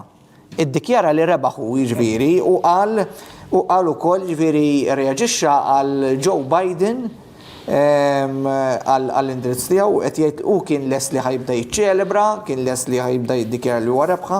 This is a fraud on the American public. Ovvjament dan huwa l-istil tiegħu li jitkellem, vordri u aħna tnilħu lejn li jritu. Għal xed nispiċċaw niddibattuh. Issa niddibattuh tajjeb jew ħażin, jidher u ġa kifet qabel li diġa ġiet iddikjarat anki minn jien mhux se ngħid li ddikjara rebħa, jiena ngħid li mhix lejn rebħa. Sa ovvjament x'ħajġri fl-Amerika u qala li ddikjara rebħa. Vordri u qal li rebħa, ma kien nerġa' nidħol fil-dak. Trump addresses nation as presidential race remains too close to call. Vordri min-naħa l-oħra dawk li huma n-naħa tad-demokratiċi. Qed jgħidu isma' it remains too close to call. Imma mbagħad semma ċertu stati. Ohio qed jgħid b'8% hija vantaġġ. 500,000 vot, ġifier, 500,000 vot. U fadal ftit jgħoddu. Minti kinti tara kienu li qed jgħid hemmhekk qed jibbaża anke fuq il-predictions li kien hemm. Jiena kont qed nara dawk il-predictions min-naħa tal-Guardian. Għax kultant meta jkun hemm dawn l-affarijiet noħobb nara il-medja li tan-naħa tal-oppożitur, għax inti hemmhekk ittik aktar, speċjalment hekk qed tindirizzak tgħinek aktar tifhem x'inhi għax il-medja ta' min qed jissapportjak dik normalment ħad tkun dejjem euforika jew ħadd tiddefendi. Imma f'dal każ nara meta tibda tara anke il-predictions min-naħa tal-medja li qed toħroġ f'dan il-punt. Biss xorta nibqa' ngħid li ħajkun hemm ġa semmejtuha qabel f'dal-programm kawżi, għad hemm il-voti bil-posta li rridu jinġabru, jiena ngħidlek li r-riżultat definittiv jinfadallu ġimgħa 15-il ġurnata oħra biex joħroġ. Ovvjament il-President qed jiddikjara rebħa, qed iżomm l-euforija għaddejja, naħseb dak huwa parti mill-qasam tiegħu. Jiena l-aktar ħaġa li laqtitni meta kont qed nisimgħu laqtitni ħaġa oħra. U hemm fejn joħroġ his business acumen, hekk inti qed tisimgħu u moħħu jitkellem il-ħin kollu fuq numri. Numri. Bordri hemmhekk jurik. Meta jsemmi stat. Iva stat u n-numri kif jaħdem, ma kienx qed jaqra bordri il-numri kif jaħdem. He works in terms of numbers. Mbagħad jgħid Arizona forsi ma kellix bżonnu, mhux daqshekk jekk ħadulna mhux problema. Iva, huma u naħseb hemmhekk anki meta tkellimtu qabel, hemmhekk toħroġ l-istrateġija li ħadmu huma marru bħala l-istrateġija tiegħu kienu numbers, ra il-kulleġġi li jista' jerbaħ u ma jistax, u fukaw fuq dawk il-kulleġġi fil-fatt tal-kampanja żar xi 4-5 stati da, ġifieri. Fil-waqt li Biden baqa' fuq stat wieħed. Biss ta' Biden hemm nistgħu nitkellmu wkoll fuq għadi u grazzi tal-li qed isimha hemmhekk inti tara bħal Rose Islands li mhix importanti għalih. Imma dik it-tella erba', allura ma xi qed jaħli l-enerġija. He's a typical businessman, kien ħambeħ xi ħaġa. Fejn ħanġib l-iktar profitti. Mela huma f'dawk l-istati li kienu qawwija, biss huma għandu ħara favorih. Kien toqgħod tara din l-elezzjoni kif inħadmet. Id-demokratiċi naħseb l-ikbar żball li għamlu mhux għax sa nitkellem għax kien Peti Buttigieg jew xejdulu Piti jew kif isejħulu, li d-demokrati stess ma ridux. Ma ġiex ħaġa ninsuha aħna meta naraw ġej minn barra, forsi għax dat oriġni Maltija u hekk forsi nqabdu da. Biss id-demokratiċi stess ma ridux, barra ħalli ir-Repubblikani attakkaw, għax dik inti tistenni għax dak huma tan-naħa l-oħra. Biss inki within the Democratic Party lil dan ma ridux. Issa mhux ħanoqgħod ngħidlek għax Malti mhux għax interessani, ngħidlek għal ħaġa oħra da. Spiċċaw waħda mill-kritika kbira li kienet issir lil Trump kienet li huwa xieħ. Illum spiċċaw biex id-demokratiċi tefgħu kandidat ixjaħ minnu. Li ħajalaq 78 sena. Ftit tal-ġimgħa oħra. Wardri daqsejjem jispiċċa l-ewwel terminu eżatt ta' 82. Wardri naħseb din ħadmet ukoll kontra d-demokratiċi u għalhekk naħseb li huwa vera qed ikun forsi ngħidulu qed ikun preżuntuż, imma dik naħseb min-natura ta' Trump li jkun preżuntuż. U n-nies iħobbuha mhux biss preżuntuż u anki jitkellem xar ħafna. Jekk inti tisimgħu anki l-Ingliż tiegħu, jitkellem Ingliż ċar, dirett u jilħek. Tinsiex illum qed nitkellmu fuq snack media. Inti meta tara l-medja qed tiekol u l-news għaddejjin mingħajr ma tik ċans li inti tiġġerixxi l-news. Ara l-mod kif jitkellem Trump fl-idea tiegħi huwa li n-nies li qed jisimgħu huwa very effective, anke meta smajtu ma' Pence, huwa dam jitkellem, m'għandux problema jitkellem, jieħu gost jitkellem, very direct, b'Ingliż ċar ħafna, bordri sempliċi, imma effettiv. Ministru, meta tara dan il-kumment, ġifier l-ewwel rajna lil Joe Biden jipprova juri ottimizmu, ħadd ma qatt kawt issa mit-tnejn li huma, u kif kont qed nistennew kif qabel ma dħalna hawnhekk għal din id-diskussjoni kont qed ngħidu. Qed nistennew li Trump joħroġ u jiddikjara rebħa. Il-sitwazzjoni inċerta li hemm, anke Trump irid joqgħod attent, fis-sens jekk smajtuh sewwa għal xi ħaġa oħra li s'issa għadna ma semmejniex fid-diskussjoni li jekk issa mela l-istrateġija tar-Repubblikani kienet li kemm jista' jkun joħorġu l-voti kollha tagħhom.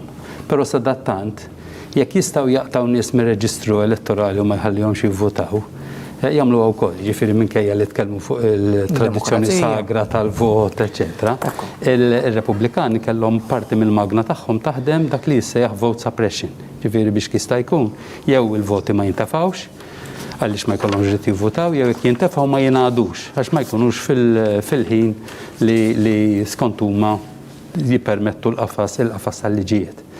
Issa min-naħa l-oħra, jekk segwejtu sewwa, semma l-Qorti Suprema diġà, jiġifieri, mel-inti jista' jkun li se jkollok għandu maġġoranza.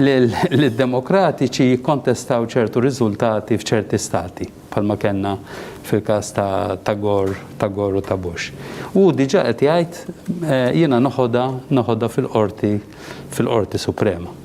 U għemmek għandu maġġoranza ta' 6 l-ikbar maġġoranza li għad kellu president l-aktar wieħed laħata. Ġifieri rridu naraw dawn il-jiem possibilment ġimgħat x'se jiġri għaliex hija dan huwa suppost l-aktar pajjiż demokratiku, s-saltna ta' dritta x'hawnhekk insemmuha. Hija sistema komplikata ħafna. Waħda mill-affarijiet li kienu qed jgħidu li se tiġri ma jidhirx li se tiġri li jispiċċaw bil-voti indaqs, għax inti tista' tispiċċa b'269 u 269. U f'dak il-każ imbagħad jivvota għalik il-Kungress bħala President u għal Viċi President jivvota is-Senat. Jiġifieri hija sistema komplikata ħafna.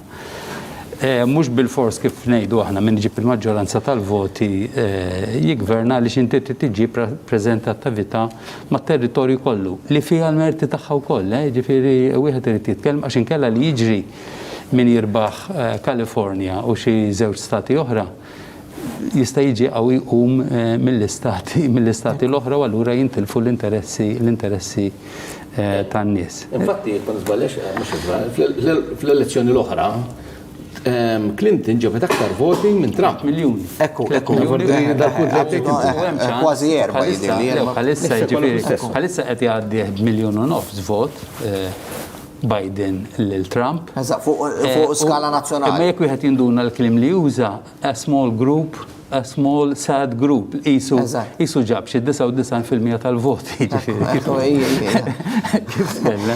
Fuq il-linja qabel immural Dominic għandna lil Nigel Vella, l-odwa tajba Nigel, kummentatur ukoll politiku u ċertament tinteressaħ ukoll l-elezzjoni Amerikana, l-odwa tajba Nigel. Ir-reazzjoni tiegħek għal dan ir-riżultat ta' bħalissa inċert, ġifieri imma għandna naħa qed tkompli tgħid li kull vot jgħottu, naħa l-oħra iddikjarat kważi rebħa u qed jgħid li se joħroġ jiċċelebra ma kien hemm min waqqaflu kollox. Nigel, ma nafx qed tismani. Qed tisimgħuni issa? Iva, qed nisimek Nigel.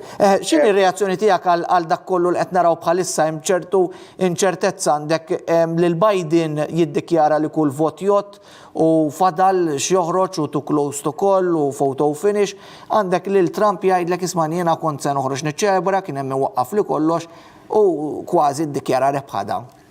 Però kont tisma' issa lil Donald Trump wara kemm għal dak li qed tgħid inti tajjeb jiġifieri dak li kien jiċċelebra u li rebħa kienet li ħajjerbaħ prattikament. Għal xorta waħda kien kawt ukoll kważi mid-diskors tiegħu fis-sens illi xorta ma eliminax kompletament il-fatt li jista' jkun hemm mhux daqshekk ċara l-biċċa tax-xogħol fejn ħadd l-elezzjoni. Jiena naħseb li din l-elezzjoni milli qed nara u milli qed insegwi, naħseb hemm ċans qawwi li tispiċċa tkun deċiża fil-Qorti Suprema prattikament.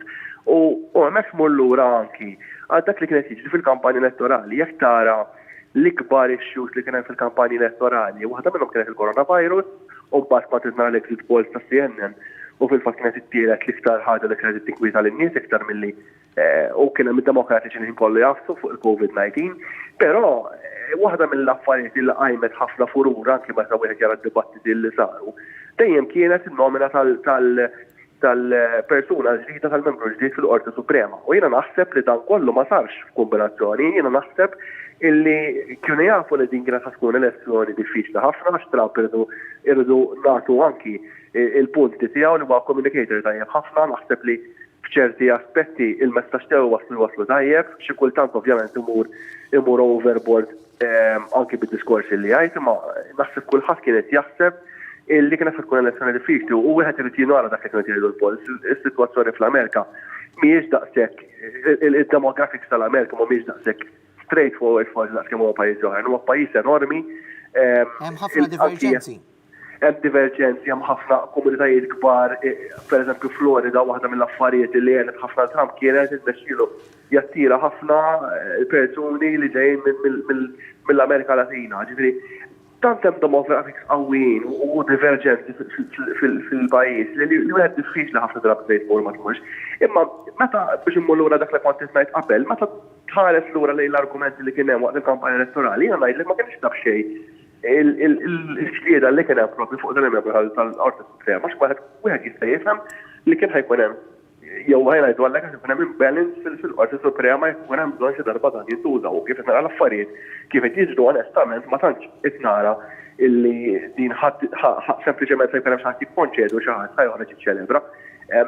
Ukoll li wieħed irid jirrimarka li kien hemm li kollox ħajdur fuq dawk l-istati ta' fuq Wisconsin, Michigan u Pennsylvania, kemm Pennsylvania naħseb li avolja iktar minn miljun vot jidilli li l-intbad bil-post xorta waħda naħseb il-vantaġġ li għandu Trump huwa wieħed qawwi ħafna, imma titara xejn jiġi fl-istati oħrajn.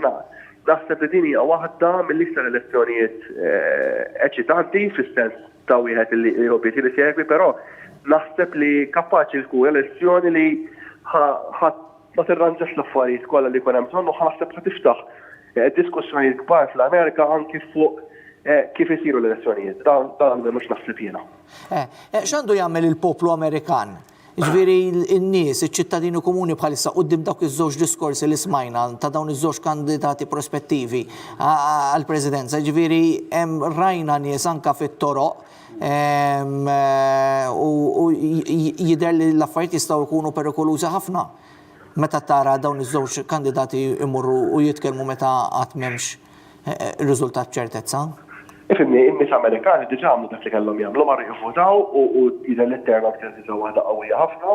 Fl-aħħar mill-aħħar imma naħseb diġà kien hemm kampanja elettorali li kienet polarizzata ħafna bħalma f'pajjiżna wara kollox ġieri mhux xi ħaġa aħna strani għal l-affarijiet.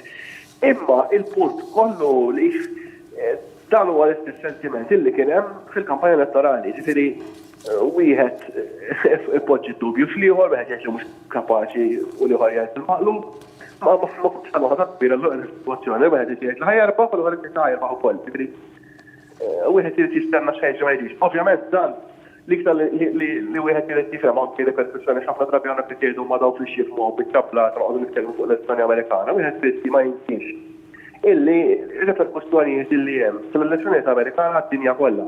Ġifieri l-Istati Uniti jidilli li ċ-Ċina bisti akbar bħala termini ta' ekonomija. Ġifieri titqis ħajkun l-impatt ta' din l-inċertezza li hemm fuq il-pajjiżi l-oħra tad-dinja ma nistgħux bħalissa b'saddej mill-iktar faċli permezz tal-ħabba COVID-19, id-dinja kollha li qiegħda għall-cocktail prattikament. U wieħed irid jistenna reperkussjoni li ħajkun hemm. Nirringrazzjak ħafna Nigel tal-osservazzjoni tiegħek il-komplement tal-ġurnata tajba. Dominic, għajdli qabel. Punt żejr miegħu u jekk inti tara xi pubblikat bħalissa Telegraph tagħti u terġa' taqqat ma li qed tgħid inti tal-frod u dak li qal anki Vella mal-punt tal-Supreme Court tidher iva li hija bi preparazzjoni vordieri biex f'każ tkun hemm dil-konferma li f'każ ta' inkwiet tispiċċa fil-Qorti Suprema Amerikana. That's all. Dominik, semma n-numru ta' stati li qal isma' daw irbaħnihom aħna Georgia, Texas, Florida, 29 vot elettur, u ġerment Florida dejjem tivvota lill-kandidat rebbieħ f'din l-elezzjoni presidenzjali, semma North Carolina, għal Michigan ukoll li qed nirbu ġifieri qed naraw ċertu trend favur Trump. U semma anke turnout, għaliex din kienet elezzjoni wkoll li fiha kien hemm ħafna turnout, orrejt kellek numru ta' votanti ċittadini Amerikani li ilhom jivvotaw anke ġimgħat f'din l-elezzjoni. X'tixtar x'joħroġ minn dak li prova jwassal Trump anke propri fil-White House, anke l-fatt li baqa' fil-White House. Orrejt, u il-President bħalissa għandu hemmhekk żgur għandu t-terminu sa jannar.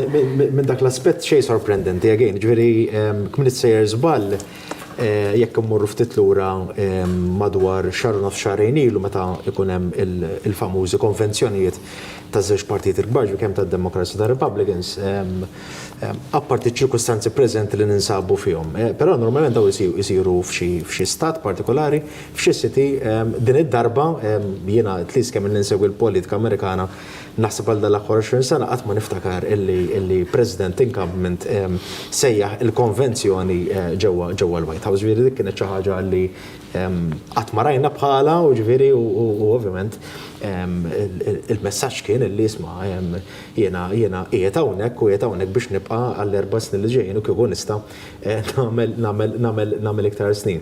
Ġifieri il-fatt li tal-messaġġ tiegħu mill-White House huwa sinonimu mal-istil ta' Donald Trump illi huwa stil patriarkal li tjuri li huwa b'saħħtu anke l-mod il-preżentazzjoni li sar id-diskors tiegħu dalodu, diskors trionfanti b'saħħtu. Ovvjament huwa referenza speċifika għal numru ta' stati li rebaħ. Ovvjament kien hemm numru ta' stati minn dawk li semma li Donald Trump kien mistenni li ibata ħafna fihom u hemmhekk allura wieħed jista' jibqa' xi ftit pjuttost sorpriż bl-andament tal-riżultati li qed naraw sissa. Min-naħa l-oħra ma kontx sorpriż li Biden ħareġ iktar kmieni għamel ukoll diskors konċis u qisu prepara propri kien jiswet jantiċipa preparati il-demokratiċi illi Trump kien se jagħmel dan l-announcement. Ġifieri aħna ovvjament. Fil-fatt kien hemm rapport li Trump ħajamel announcement fil-White House u Biden mar jiġri biex jitkellem qablu. Ekku ġifieri li Biden biex ma jidhirx week, Ministeru ġifieri 4 snielu iċ-ċirkostanzi kienu differenti, ġifieri bħalissa kellna diġà riżultat. Imma minn naħa tad-Demokratiċi kellek skit perfett, infatti laqas kienet Hillary Clinton li ħarġet biex tagħti il-concession speech. Hawnhekk qed naraw strateġi differenti, ġifieri il-Demokratiċi qegħdin kienet jantiċipaw din il-mossa ta' Trump u allura dan ifisser u qed jindika li ovvjament baqa' stati Biden fid-diskors tiegħu tark minn dalgħodu qal ukoll il-mod speċjali f'Pennsylvania baqa' ammont enormi ta' voti xien għaddu ovvjament hemmhekk jista' jkollok il-possibilità li b'xi mod anki jekk l-indikazzjoni tjuru li Trump iktar iktar f'pożizzjoni iktar favorevoli, però il-logħba għadha miftuħa bera. Però sissa jiena nemmen li xejn sorprendenti. Ġifieri din hija t-tattika li issa ilu jantiċipa Donald Trump ilu jgħid li l-elezzjoni se tkun imbabsa għala 4 snilu u kienet mossa li sa ċertu punt messaġġ li wasal din id-darba dan il-messaġġ kellu bżonn li jkun iktar b'saħħtu. Dan ovvjament ifisser li bħalma diġà ddiskutejna madwar din il-mejda qed jindika li għandna ġranet jekk hux ġimgħat illi sa fl-aħħar nemmen li tasal ukoll biex id-deċiżjoni finali tirrepeti d-deċiżjoni ta' 20 sena ilu bħallhom 20 sena ilu meta kellna il-legal battle illi bejn Gore u Bush dak iż-żmien illi elezzjoni kostituzzjonalment dejjem issir fl-ewwel 3 ta' Novembru. Deċiżjoni finali ttieħdet Minister żball kienet fit-12 ta' Diċembru. Ġifieri daw affarijiet li ġraw u nemmen li qed nerġgħu nesperjenzaw l-istess ċirkostanzi fil-preżent. Ibqgħu magħna ħammurru ftit mumenti ta' riklam niġu lura nkomplu bid-diskussjoni jidher li mbagħad se nkunu jekk ma jkunniex dikjarat rebbieħ b'mod uffiċjali nagħlqu il-programm iżda se nkunu qed ngħaddukom aktar żviluppi anke permezz ta' Samuel Lucas ibqgħu segwu wkoll one.com.mt fejn qed ngħaddu l-aħħar żviluppi brabta mal-elezzjoni presidenzjali Amerikana. Ftit reklamu niġu lura.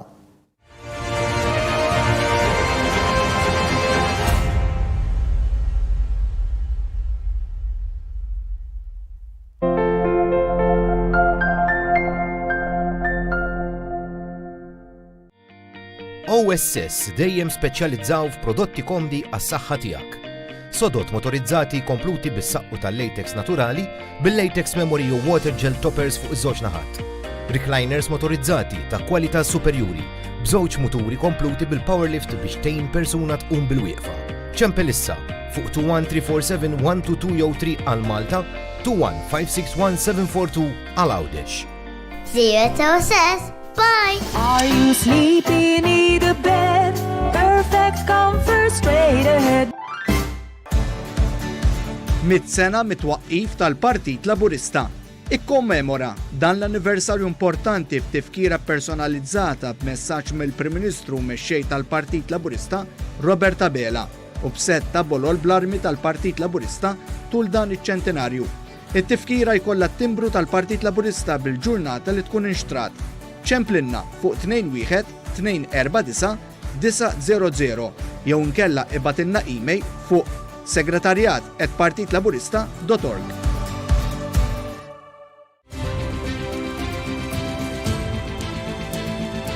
Inkitbu volumi ta' kodba u artikli dwar din il-belt li qiegħda fuq il-lista tal-wirt storiku dinji tal-UNESCO.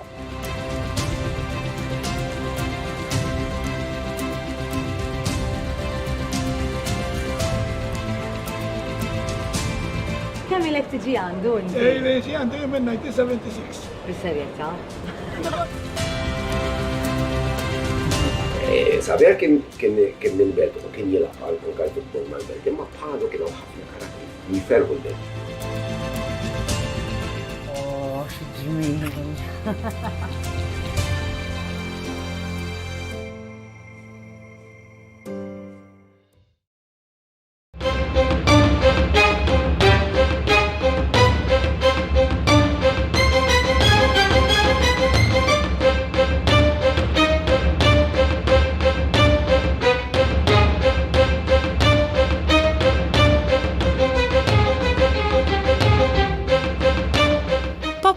Il-programm li daħalna fid-dinja taċ-ċinema bi preżentazzjoni ta' Ruth Frendo.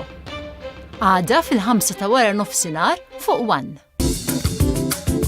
Ħafna drabi l-ewwel kamra li naħsbu fiha meta nkunu qed nippjanaw proprjetà ġdida, il-kċina, u bla dubju il għaliex il-kċina mhix biss il-kamra li fiha nsajru u nieklu, imma wkoll il-kamra li fiha jingħaqdu l-membri kollha tal-familja għal diversi attivitajiet.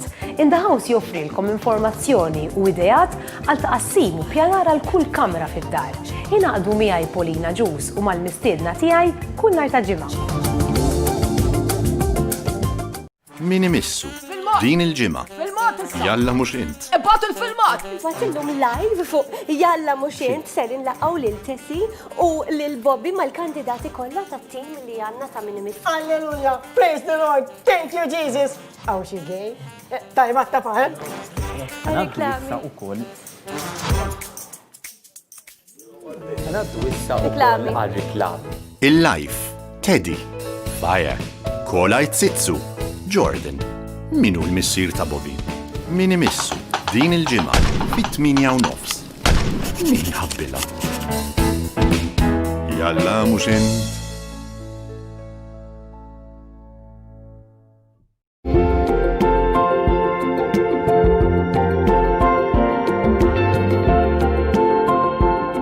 Better Living, kull nhar ta' Sibt fit-8:30 ta' filgħodu.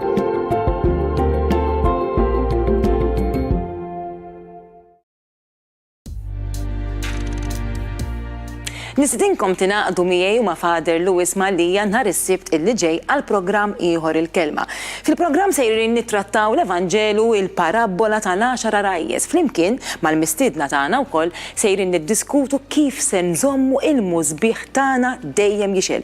Inaqdu magħna nhar is-Sibt li ġej fil-5:30 wara nofsinhar fuq One.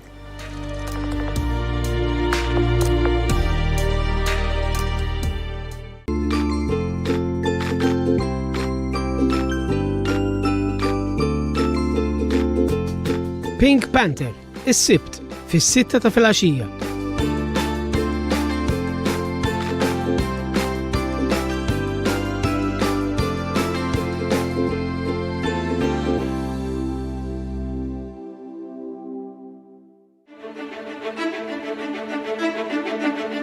Malta Għawdex insemmilkom merħba għal programm ieħor minn din il-15 il-edizzjoni tal-programm Aranissa.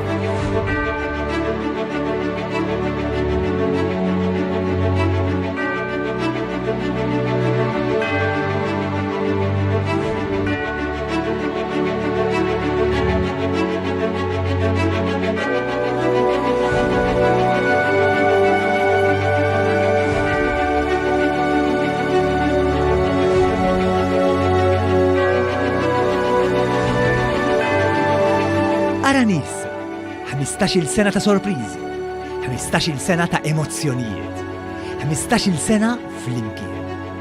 Aranissa, trid tara biex temmen.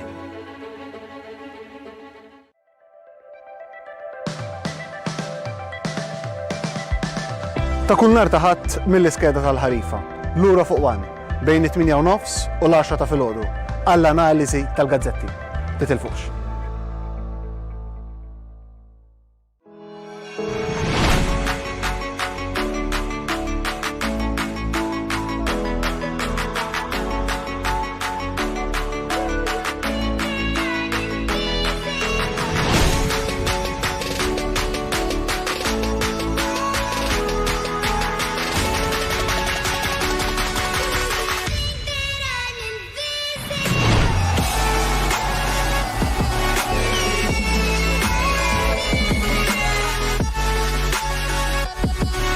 L-argument, il-ħadd.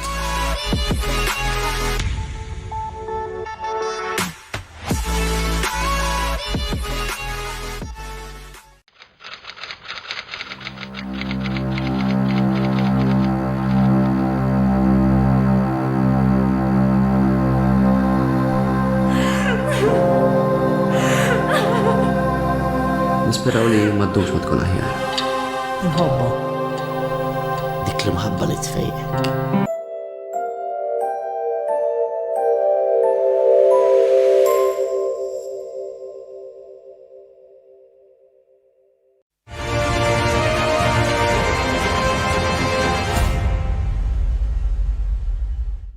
Lura ma'kom fil-fat f'din xandira speċjali brabta mal-elezzjoni prezidenzjali Amerikana fejn sa issa għadna m'għandniex riżultat biex ngħidu hekk b'ċertezza min huwa r-rebbieħ iżda l-indikazzjoni huma li Donald Trump fil-ħin u fis-sigħat li ġejjin ikun jista' jikseb dak in-numru maġiku ta' 270 meta hemm ċertu stati li għadhom mhux magħluqa iżda meta għaddew issa numru sostanzjali tal-voti jidher li hu qiegħed fil-vantaġġ u allura se tagħmilha iktar diffiċli għal Biden li jkun jista' jilħqu u bekk Donald Trump jikseb il-mandat għal 4 snin oħra bħala President tal-Istati Uniti. Simon, konnet nitkellmu fuq da. Ġifieri hemm ċertu stati qed insemmu Pennsylvania, Wisconsin, dawn huma l-istess stati li konna qed insemmu.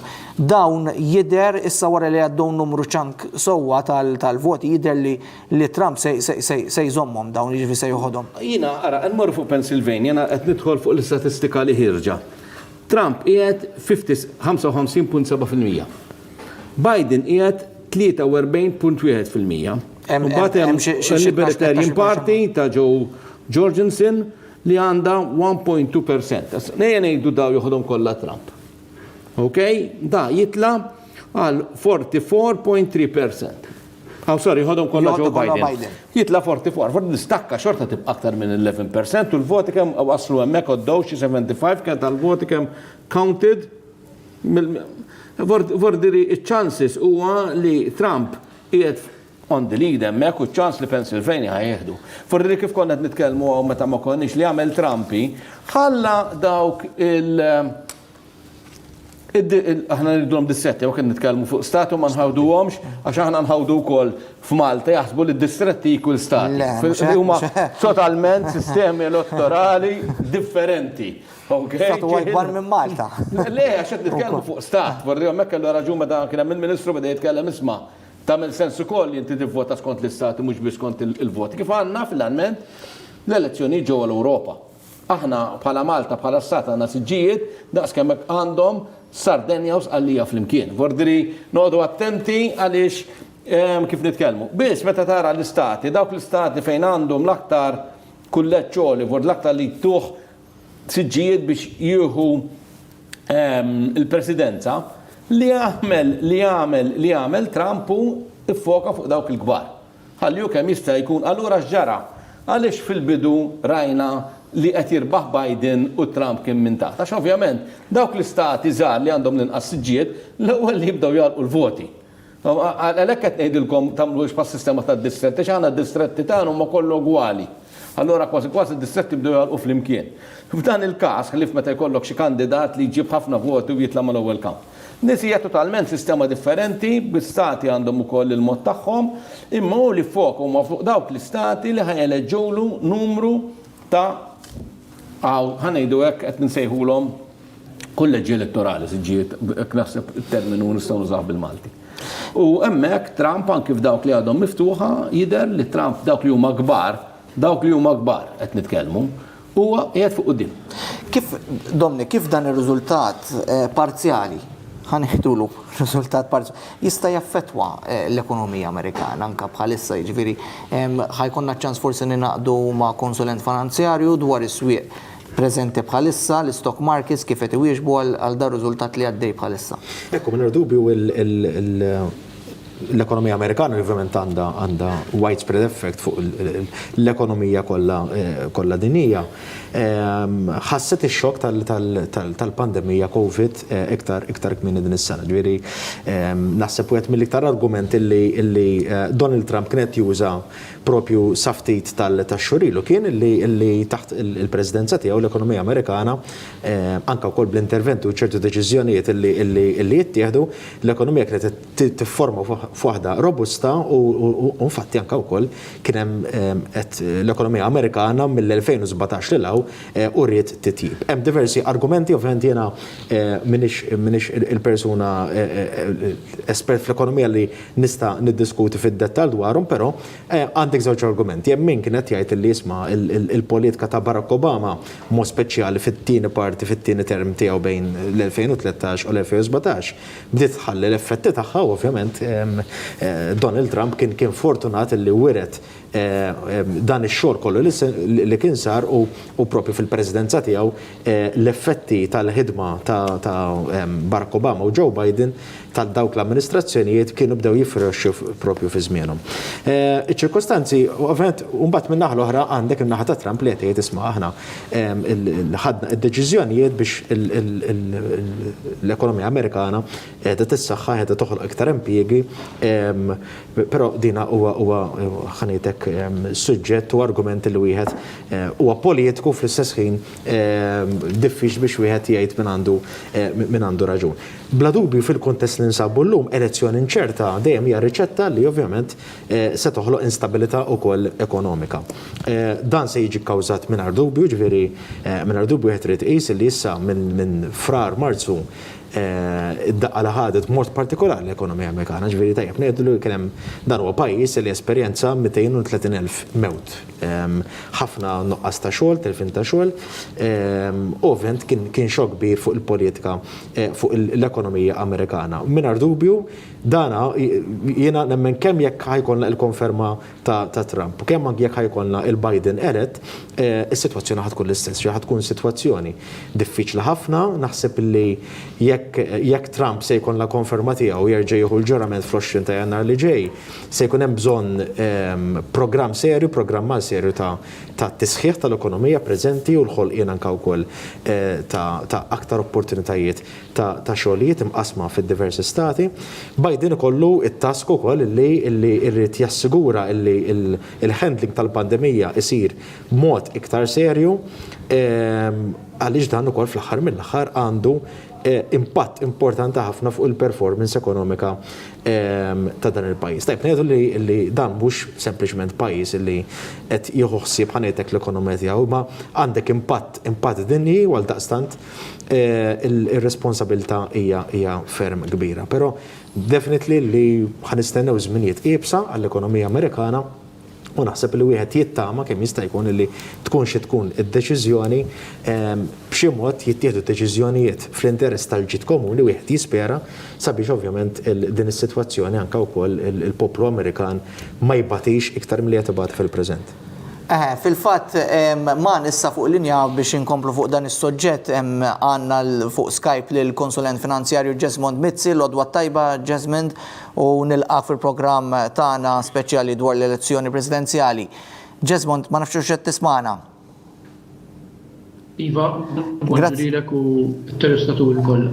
Grazzi Jesmond. Qed naraw xi ċaqliq fis-swieq finanzjarji bħalissa jiġifieri forsi tina update inti dwar dak li qed jirrispondu għalih is-swieq finanzjarji quddiem dan ir-riżultat sissa nistgħu ngħidu hekk inċert imma jidher li Trump jista' jkun dikjarat rebbieħ fi żmien li ġej bħala ir-rebbieħ ta' din l-elezzjoni? Naraw żgur ċaqli kemm filgħodu rajna s-swieq jiftħu l-ewwel jew l-indikazzjonijiet il-futures indikazzjoni fin-negattiv u mbagħad rajna s-swieq jidhru li kienu qed jistennew riżultati trid ngħid differenti imma rajna tilgħu. Aktar meta beda jgħaddi il-ħin u anke smajna d-diskors tal-President Trump rajna l-futures, ġri kif qed jindikaw li s-swieq ħajftħu iktar tard matul il-ġurnata illi wkoll iċedu.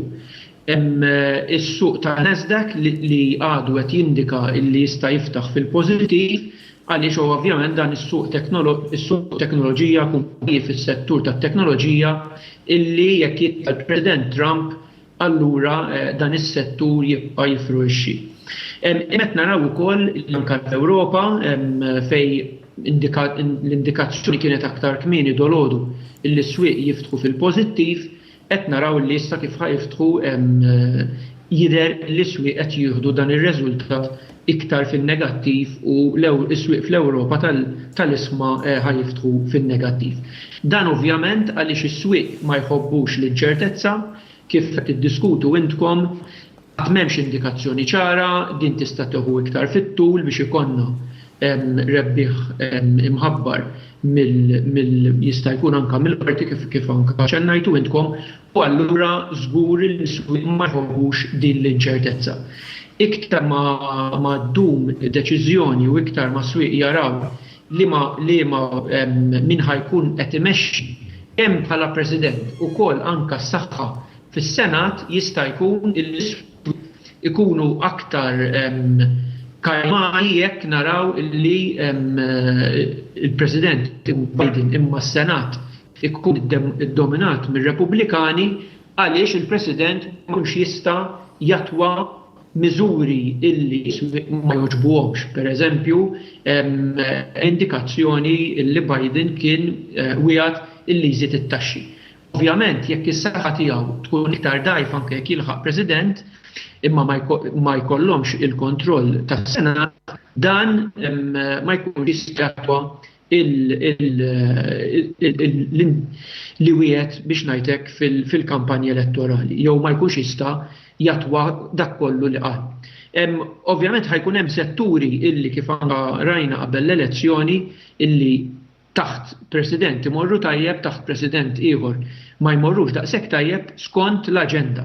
Ġifieri nitkellmu ħafna fuq il-climate change għal Biden, min-naħa l-oħra is-settur tal-enerġija fil-iktar tradizzjonali iż-żejt taħt il-President Trump jibqa' iktar jiddomina u setturi oħra fejn infrastruttura pereżempju, allura dawn is-setturi kollha ħajkunu l-andament tagħhom ħajjiddependi ħafna fuq ir-riżultat ovvjament imma l-kontroll jew is-saħħa li ħajkollu il-President il-ġdid. Il-ġimgħa l-oħra rridu niftakru li l-iswieq waqgħu ħafna meta kien hemm iktar indikazzjoni ta' rebħa għal Biden imma aktar kmieni din il-ġimgħa fl-ewwel jumej tal-ġimgħa l-iswieq jirpjaw minn dak it-telf illi għamlu issallu żgur ħatkun ġurnata twila jekk mhux ġranet twal fejn is-suq ma jkollux din iċ-ċertezza u allura nistennew aktar volatilità ma' kull aħbar illi toħroġ u allura wieħed irid ikun iktar kawt minn investitur jew minn għandu investimenti irid joqgħod iktar kawt għall-aħbarijiet u forsi ma jreġixxix kmieni ħafna sakemm ikonna iktar ċarezza ta' fejn miexja ir-rebħa elettorali fl-Amerika. Jasmine, dimma jiġifieri qed naraw ċertu jiġifieri jekk Trump ħajżon postu hemm ċertu stabilità wkoll fis-swieq finanzjarji, jiġifieri ma jfissirx li Trump huwa bad news. Le, bla dubju li le. Ġifieri swieq finanzjarji, swieq tal-isma partikolarment, ovvjament kellhom 4 snin jitneħħi l-aħħar xhur fejn ovvjament qabel il-COVID l-indikazzjonijiet kienu aktar ċari li jista' jkollna rebħa elettorali minn President Trump, l-isma huma aktar ngħidlek favur Trump u allura jekk ir-rebħa tiġi mħabbra wieħed jistenna l-iswieq b'reżultat aktar ċar jerġgħu jirpiljaw. Jiġifieri jew inkella naraw dak l-andament li rejna aktar kmieni matul il-ġurnata. L-inċertezza sakemm jorġ dak ir-riżultat u kif min ħajmexxi jekk ikonna rebħa ta' Trump u jibqa' s-Senat iddominat minn Trump imma l-Kungress li rridu naraw fil-pakkett ta' stimulu li tkellimna ħafna fuqu illi kien forsi mistenni li jintlaħaq qabel l-elezzjoni iktar ma ħaddum din l-inċertezza iktar dal-ftehim u allura l-pakkett finanzjarju biex jibqa' jgħin l-ekonomija Amerikana jiġi posponut sakemm ikonna deċiżjoni aħħarija. U allura dak li l-iswieq ma jkunux komdi daqshekk għax ma jkunx hemm iċ-ċertezza anke fuq dan il-pakkett ta' stimulu illi huwa bżonn jużu li inna nitkellmu fuq issa għal-ġimgħat.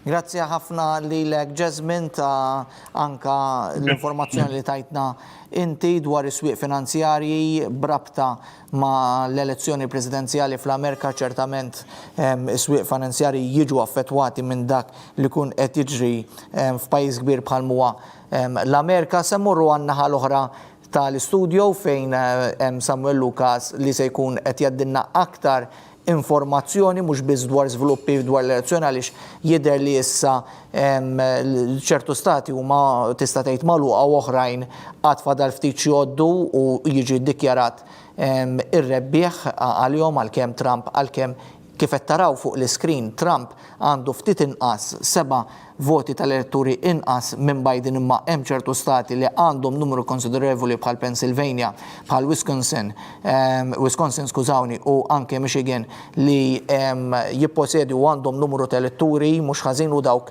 jidher li Trump għandu vantaġġ issa komdu u fadal ftit xoddu allura ikun u li iżommu mu bekk kumbat jaqqat u jaqbes in-numru 270 u bekk jiġi ddikjarat ir-rebbieħ ta' din l-elezzjoni iżda hemm żviluppi oħrajn li għaddejjin bħalissa fl-Istati Uniti nħalli f'idejn Samuel biex jgħaddilna l-aħħar aġġornamenti. Edward, kif qed inti f'din l-aħħar rokna li ħadha konna f'din il-programm tajjeb niffukaw fuq dawk l-istati li ovvjament se jiddeterminaw l-eżdu ta' din l-elezzjoni. Qed nirreferi l-istati fost oħrajn ta' Wisconsin, Michigan, Pennsylvania, North Carolina, u Georgia. Ġifieri, li rridu ngħidu, dawn l-istati waslu fil-fażijiet finali biex ngħidu hekk jew waslu fit-tieni nofs tal-proċess elettorali tagħhom. Ġifieri hawnhekk għandna l-istat ta' Wisconsin, Donald Trump għadu vantaġġ ta' 51.1% fuq Joe Biden qed ngħidu jisu għandu vantaġġ ta' 400,000 vot. Dan l-istat jinsab ingħaddew 81% tal-voti. Jiġifieri issa tittara kemm Joe Biden ħajrkupra f'dan il-qasir żmien dan in-numru ta' voti. F'Michigan 70% tal-proċess elettorali sar, Trump għadu minn fuq 52.7%, f'Pennsylvania Trump minn fuq 55.7%, 74% tal-proċess elettorali lest hemmhekk ukoll.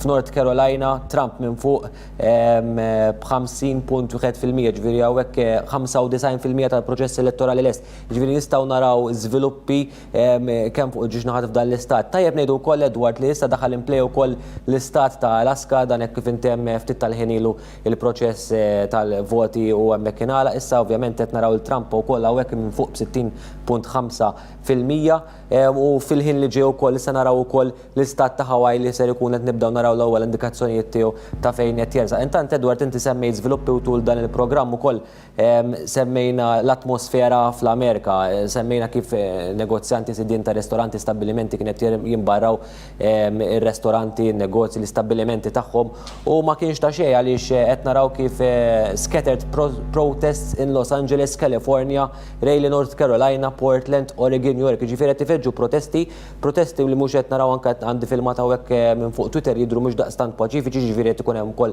bżonn l-intervent tal-pulizija, ġifieri mhux ta' xejn, ġifieri li dawn in-negozjanti m'għamlux ħażin biex ngħidu hekk imbarraw ir-restoranti u l-istabbilimenti tagħhom għaliex qed naraw li qed jiżviluppaw diversi protesti madwar l-Istati Uniti. Ħanaddu issa għal Vox Pop li tħejja u sar mill-kollega Kelly Peplow dwar man-nies Maltin ovvjament jistamaret tistaqsi x'ixtaqu n-nies, il-min jixtiequ jaraw bħala President tal-Istati Uniti għal 4 snin ġejjin. Naraw.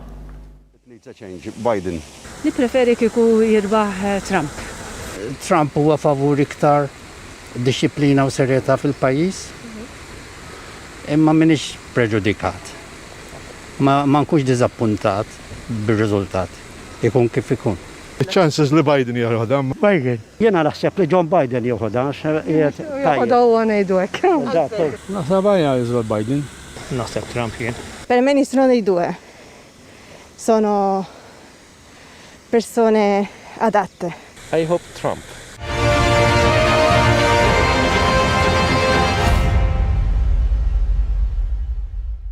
Ovvjament kulħadd bl-opinjoni tiegħu kollha nistennew ftit tazzijat oħra sabiex naraw min ser ikun qed biex ngħidu hekk jieħu l-ogħla kariga l-iktar job powerful li jiddeskrivuh lill-ġob tal-Presidenza Amerikana. Nistennew naraw fis-sigħat li ġejjin. Din kienet l-aħħar intervent minn din ir-rokna hawnhekk nirringrazzja lil Edward Montebello tas-sehem tiegħu tal-inkludini f'dan il-programm. Edward ngħaddi reġgħel u għerilek issa. Grazzi ħafna Samuel u dak il-Vox Pop tajb ngħidu li sar dal-għodu.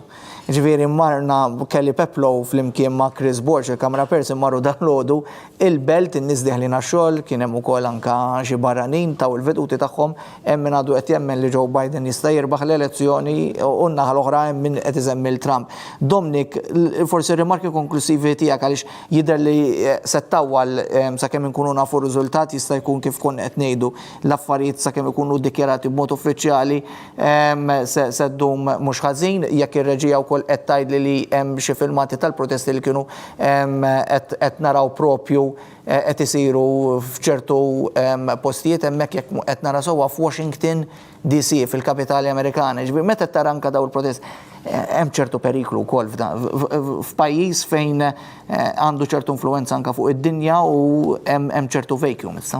Xej sorprendenti, dan huwa l-istat tal-pajjiż ta' nazzjon Amerikan fil-preżent. Ġifieri għandek nazzjon li huwa maqsum politikament, ideoloġikament, għandek president illi 4 snin lu tela fuq lajta illi rrit jiġġieled l-establishment, rrit ibiddel Washington, ibiddel ħafna mill-affarijiet li kien hemm fil-preżent u ovvjament it-tip ta' politiku ta' Donald Trump huwa politiku li se jkun l-anti-establishment. Ovvjament meta għandek dik it-tip ta' pjattaforma politika wieħed se jkun qed jistenna ovvjament resistenza li rajna propju tul l-aħħar snin bil-protesti tal-Me Too Movement, Black Lives Matter, rajna dawn it-tensjonijiet kollha. Ovvjament, wieħed fix-xenarju issa il-mod kif qed jiżvolġi ma tantx se jkun qed jawgura affarijiet sbieħ. Aħna nittamaw li kemm jista' jkun is-sens komuni prevali u li din tingħaqad malajr ukoll. U li din tingħaqad malajr, però ovvjament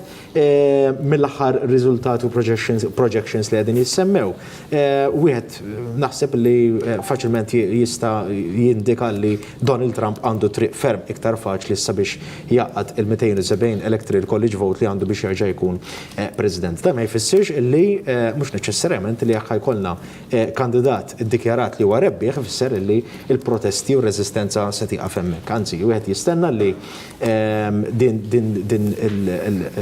l-ispirtu ħanejtek fih dan il-poplu Amerikan se nibqgħu nassistu għalih. Jekk jirbaħ Trump ħajkun hemm battalji legali taħseb minnaħa tad-demokratiċi. Wieħed irid jara, jiena naħseb illi għaliex iktar pjuttost jekk Trump kien għalkemm il-possibilità issa hija remota li Trump joħroġ tali ikun hemm il-battalji legali. Dak ix-xenarju kien diġà preparat anke u qalu qabel. Qalu ikkonfermi għandha wkoll bażikament tim legali f'kull stat li ħajkun qed jiġġieled għal favur tiegħu.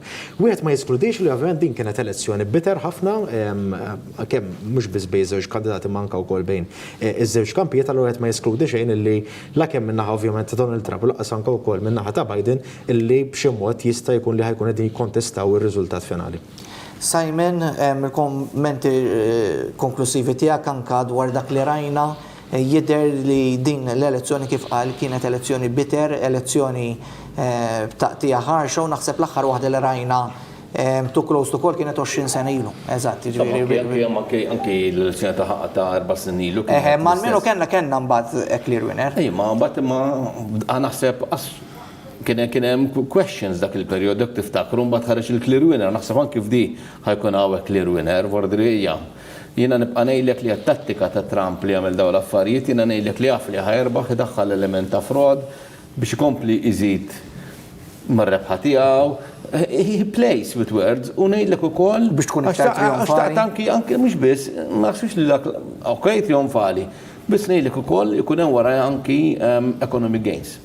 Għaliex jinżlu swieq u hemmhekk Trump huwa mastermind kbir, għor kif jimmanġġa l-affarijiet, hemmhekk naħseb li huwa waħda minn dawn ir-raġunijiet.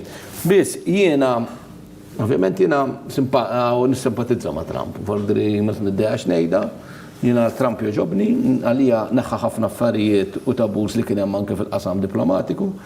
Ma naqbilx għal kollox ma' min jgħid li dik kienet l-aktar elezzjoni ta' tensjonijiet, ma soqgħod insemmilek ta' żmien Clinton imma kien morru għal żmien Reagan kien hemm tensjonijiet kbar fl-elezzjonijiet. Vordri l-elezzjonijiet Amerikani dejjem iġorru dan it-tensjonijiet magħhom għax huwa hija l-Amerika, vordri x'ħajġri hemm ħajkollu impatt. Xi ħaġa li tinteressani jienu l-impatt ta' din l-elezzjoni fuq Malta. Vordiri il-fatt li jekk jitlef Biden, naħseb li ħajkunaw fiż-żewġ kampi politiċi, kemm fil-Labor u kemm fil-Partit Nazzjonalista li ħajdispjaċihom. Min-naħa l-oħra, qed nara se jiġri bi-Trump, għax jekk inti tħares anke llum li l-ambaxxata Amerikana għandna bl-ambaxxatur. Jekk inti tara l-ambaxxata 3 snin, u jekk inti tara l-ambaxxata Amerikana x'inhi tagħmel xi supporting ċertu ġurnalisti li huma illum aktar qrib ċertu organizzazzjoni tas-soċjetà ċivili. Ok, vordiri hemm ċertu interess ħajġri u ma naħsibx li diġejja minn Trump.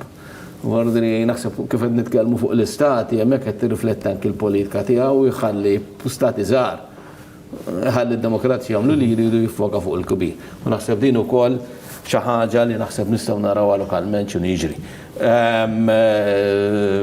Biss naħseb naqaf hawnhekk naħseb naf li ftaħt Pandora box diskussjoni enormi. Biss naqaf hawn marġi kompli. Jiena nirringrazzjakom ħafna, nirringrazzja wkoll li kien aktar kmieni magħna il-Ministru Evarist Bartolo, tim ta' mistiedna qabel Mark Vella Bonnici, Elaine De Giorgio u anke Kurt Sansonen, ingrazzja lilkom eżis telespettaturi lil ħaddiema ta' One u anka One News li ħdimna għatieħ biex tallajna dan il-programm fl-imkien miegħi kien hemm il-kollega Samuel Lucas, illum il-programm taħt id-direzzjoni ta' Elliot Mikallef, il-bieraħ fil-għaxija kien taħt id-direzzjoni ta' Jason Buzittil. Ibqgħu segwu one.com.mt, hemmhekk se nibqgħu ngħaddu l-aħħar żviluppi jekk ikun hemm xi kandidat minnhom li se jilħaq in-numru 270 u bekk ikun dikjerat rebbieħ għall-elezzjoni presidenzjali. Sa issa m'għandniex rebbieħ uffiċjali, iżda l-indikazzjonijiet huma li Donald Trump se jżomm postu u jkun u jibqa' President tal-Istati Uniti għall-4 snin li ġejjin. Il-kumplament tal-ġurnata tajba insellmilkom.